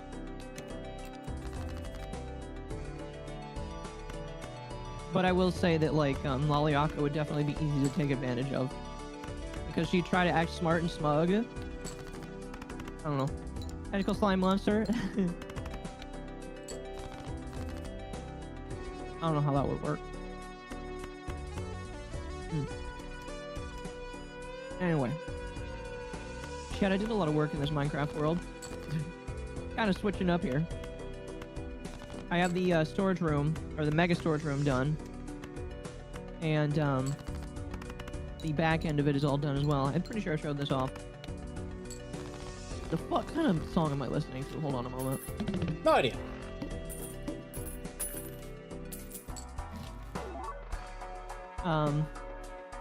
Now the next step that I'm thinking about is different farms for different things. I need an iron farm. But for that I need villagers. But before I do villagers, I kind of want to do some other things. Plus one of my villagers that I have, because I have 2 villagers. And they both wandered here from a wandering trader. The other one, unfortunately, has wandered into the worst place that he can wander into. And that is the Nether. Like, chat, I don't know how you do this. Like, look where the... look. Thanks for the great evening. Now I'm off to bed. Take care. You too, chill. You have a wonderful evening. What the fuck are you doing over here, motherfucker?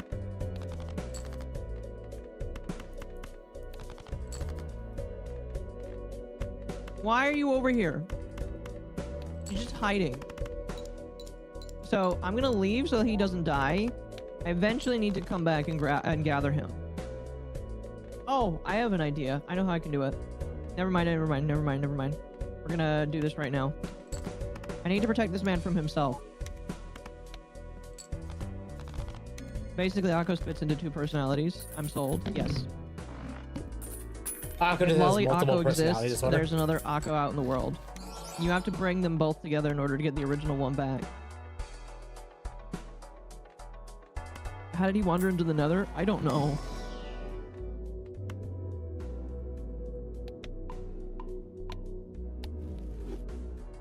That is a question beyond my comprehension.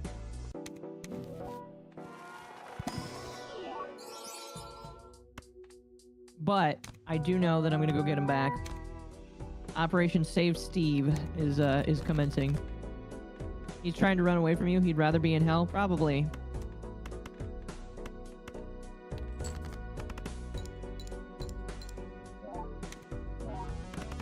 Sir. Sir, come back. Fusion dance them back together. That's about right, yeah. Hello, sir.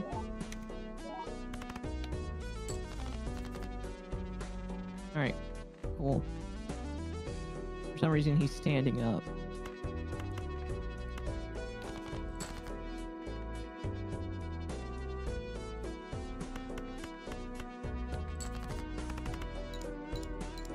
His name is Steve. I just decided to call him Steve.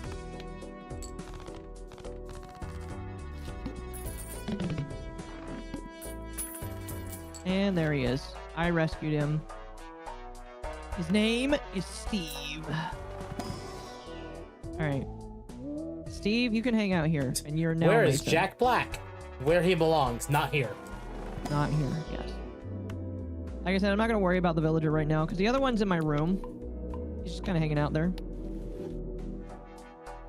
I need to bring them together so that they can breed and give me lots of villager babies. Oh, But for... villager babies. Villager babies.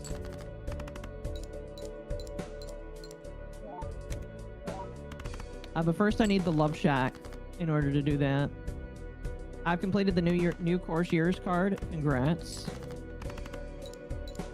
Okay. Get in the boat. I don't know what you're doing here, sir. I need you to not phase into the wall here.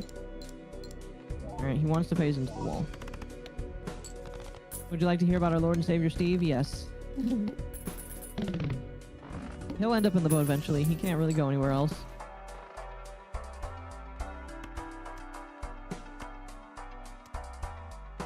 Anyway.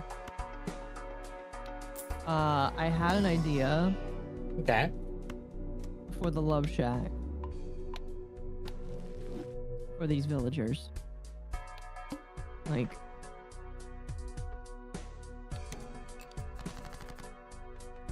And it involves the cherry blossom wood.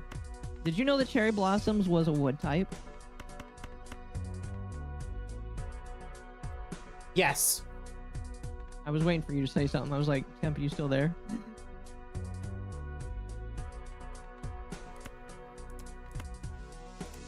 So I'm gonna take this idea from a Japanese Minecraft personality that's like decided to make this bedroom out of cherry blossoms here.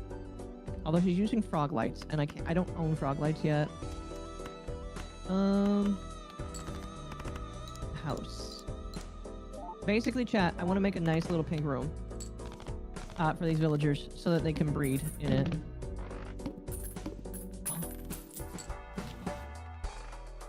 Cherry blossom is a wood type? Yes, it is.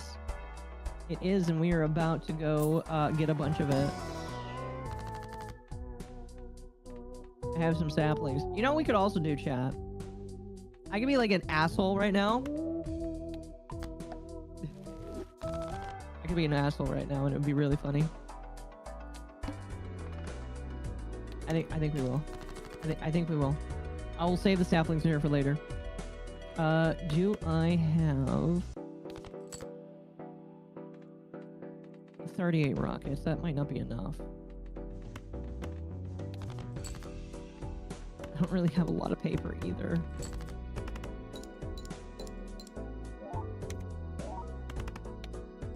That'll have to do. I need to make a paper farm.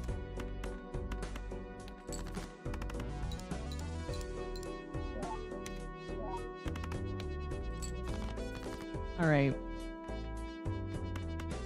So this is... oh, it's almost nighttime. This design also includes pink wool. We do have some sheep here, so I can get that. I need to make a sheep farm as well. I use pink wool to make pink trees. Yes, a lot of people did that. Now you can just have pink trees. It's perfect. And what I want to do is make a love room that's pink. And I have a blue bed for the dude and a pink bed for the girl. But anyway. There is a cherry blossom biome. 6,000 blocks away. Near Bull's house. I figured, what better way to troll my manager that never, ever, ever, ever, ever plays Minecraft anymore than to go and chop down all the trees in his area. We'll leave him saplings, but we'll chop down all the trees. Because that's funny.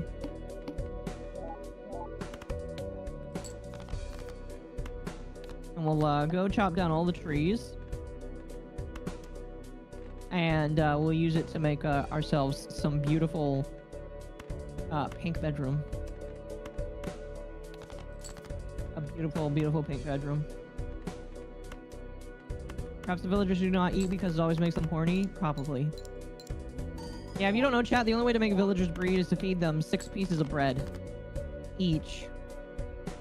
I guess it's the fibers that make you want to have sex. You doing free landscaping? Exactly. I know he said he really wanted to be on a hilltop with all these cherry trees.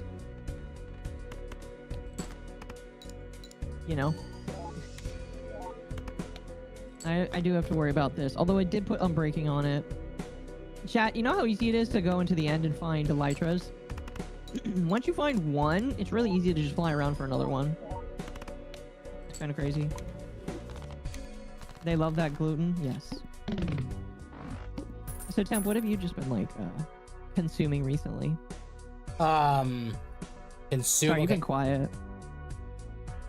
I mean, when we're just doing stuff like this, I've been playing Balatro. Yeah. You, how many games have you won so far? 3. Really? Yep. I won 2 last night, actually. Congrats. Otherwise, for chat to know, I did finish Final Fantasy VII Remake a couple days ago. And then chat tomorrow. Not tomorrow. Sorry, God. My days are messed up. Tuesday is New Year's Eve, as I'm sure all of you know. Speaking of which, I did confirm with Ava that we are doing Breaking Bad on Tuesday. Okay. Well, I'm going to be going till past midnight probably on Tuesday. Okay. So, but chat, on Tuesday, I am doing a New Year's Eve stream. I will be talking about all the games I played in 2024, including and then ranking the games that came out in 2024 that I played and claiming what my game of the year is. And I might let chat decide what my first game of 2024 is. Like, we'll see. But that's gonna be on Tuesday. Running really slowly. Tuesday is going to be a long day, but it's gonna be fun.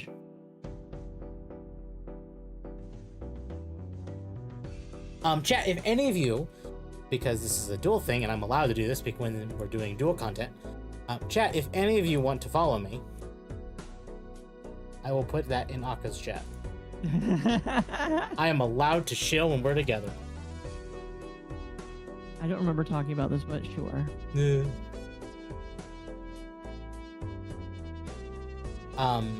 So for those of you who don't know, when we're not doing Nightwave, I've been playing Final Fantasy V and basically going through the Final Fantasy mainline games on Fridays and Warhammer 40k Dark Tide on Saturdays. I did recently just swap from 40k Rogue Trader because I wanted to take a break because I was kind of feeling burnt out of Warhammer. But I didn't want to remove from the channel the Dark Tide stayed. So yeah. Ban Temp. Alright, chat, bye. Temp. You know what, chat here. You didn't meet the super chat goal for yeeting Temp, so I'll just do 5.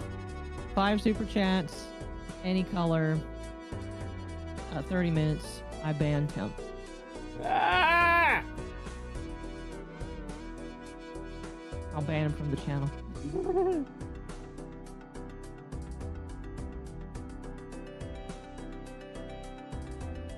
My punishment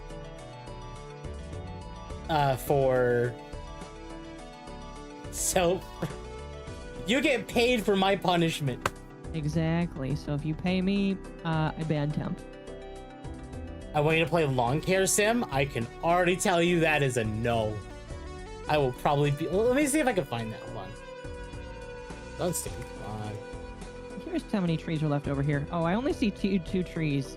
Never mind. Bull might not need that much management. Lawn mowing simulator, I'm guessing. Oh, I would hate this. This is very much an Occo game. This is not a temp game. Lawn mowing sim? No, thank you.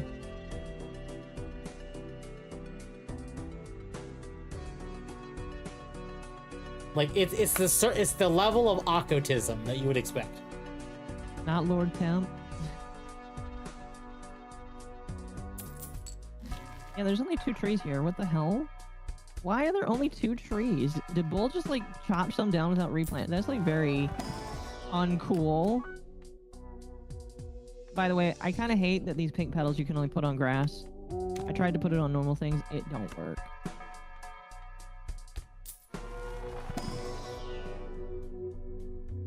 It's better than you think. I'd be fair. But if someone wants me to play it, they'll have to buy it for me. Because that's not something I will go out and buy myself.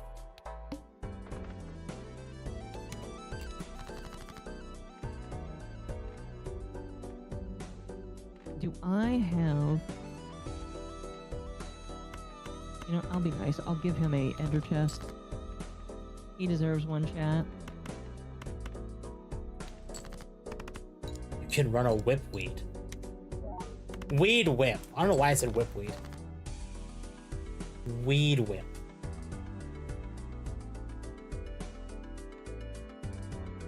That is the small cherry blossom biome. I know there's another one. It's like down here, I think. Yeah, right here. See, chat, unironically, this would have been way closer. There's like at least 10 trees here. And then there's one that's shaped like a dick right there. Oh. But no, I went all the way. Oh, wait. There's more over here, too. Oh, fuck. I would get it. That, you know what? Fuck replanting his trees. Let's get me up. I know that this is his area, though, because he teleported me in one time, and because I used a mini-map, it saved, and he didn't know that. Yeah, this is his village, I believe. Alright. Alright. Yeah, fuck replanting his trees. We're gonna go over here.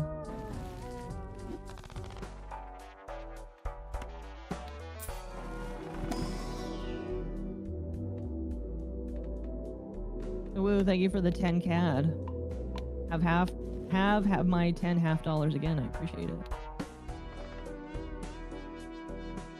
That should be fine. Oh. Deeply appreciate it, chat.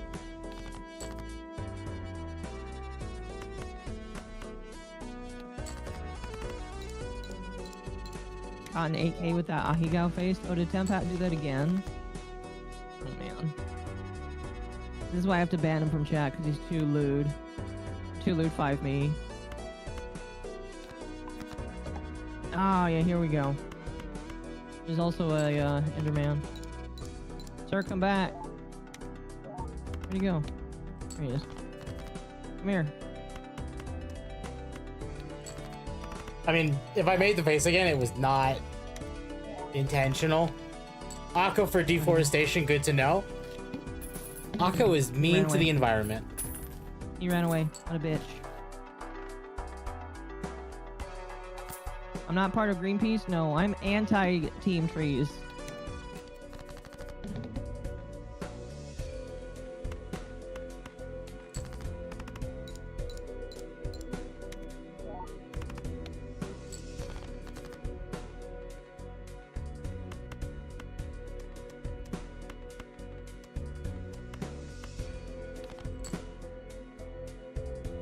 Last time I went through Streamlabs, $20 US was close to 32. It's just fake money. Sorry, what? Aqua is beat. What? What? I don't know where that came from. I'm confuzzled.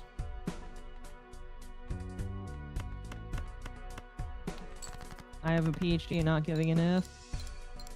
Accurate.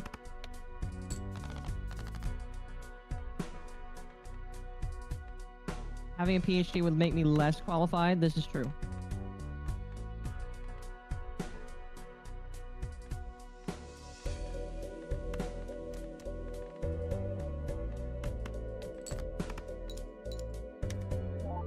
Now this is where this run dies.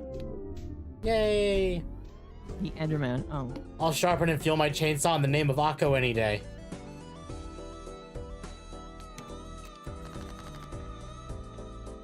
You know, I came out here forgetting that it was about to be night. That was a good idea. I could technically build a bed.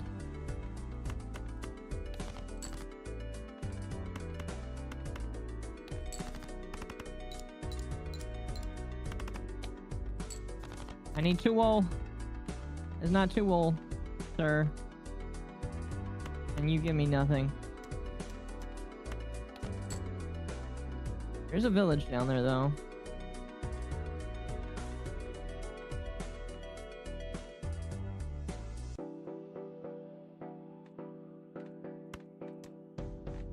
also beat up a bunch of spiders and make a bed too.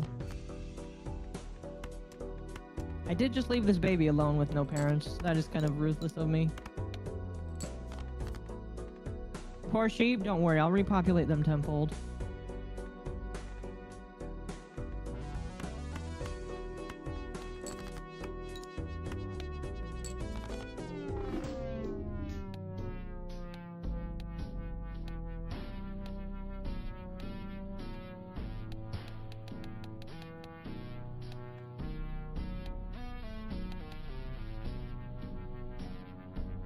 Akko the orphan maker? Oh no. How soon did you guys talk about Warhammer? At the beginning of the stream. Very beginning. If you want to listen to Warhammer stuff, go back to the very beginning. Yes, that goes for round about an hour. Hour and a half, yeah.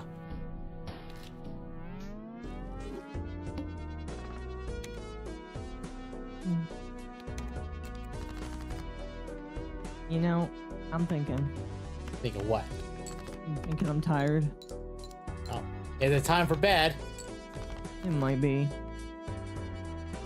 As much as I would like to continue till 3 a.m., I would honestly like to regain some of the sleep I missed last night. I do need to get some early sleep too, because I have a long day tomorrow. Just tomorrow. I have to go on a job about an hour and a half from where I live. I have to be there at 11:30. Fun. Which means I have to leave a little early tomorrow. Just bambied the baby sheep? I did. And I don't feel bad about it. Dare you? Alright, chat. I was 2 hours late then. I'll walk it. I'll get on to it when you're done. For next time. Yeah, I'm gonna be done. All right, chat. I'm gonna call it here then, because we should both be done. So, chat, where can I send you all out to? Is there anyone live?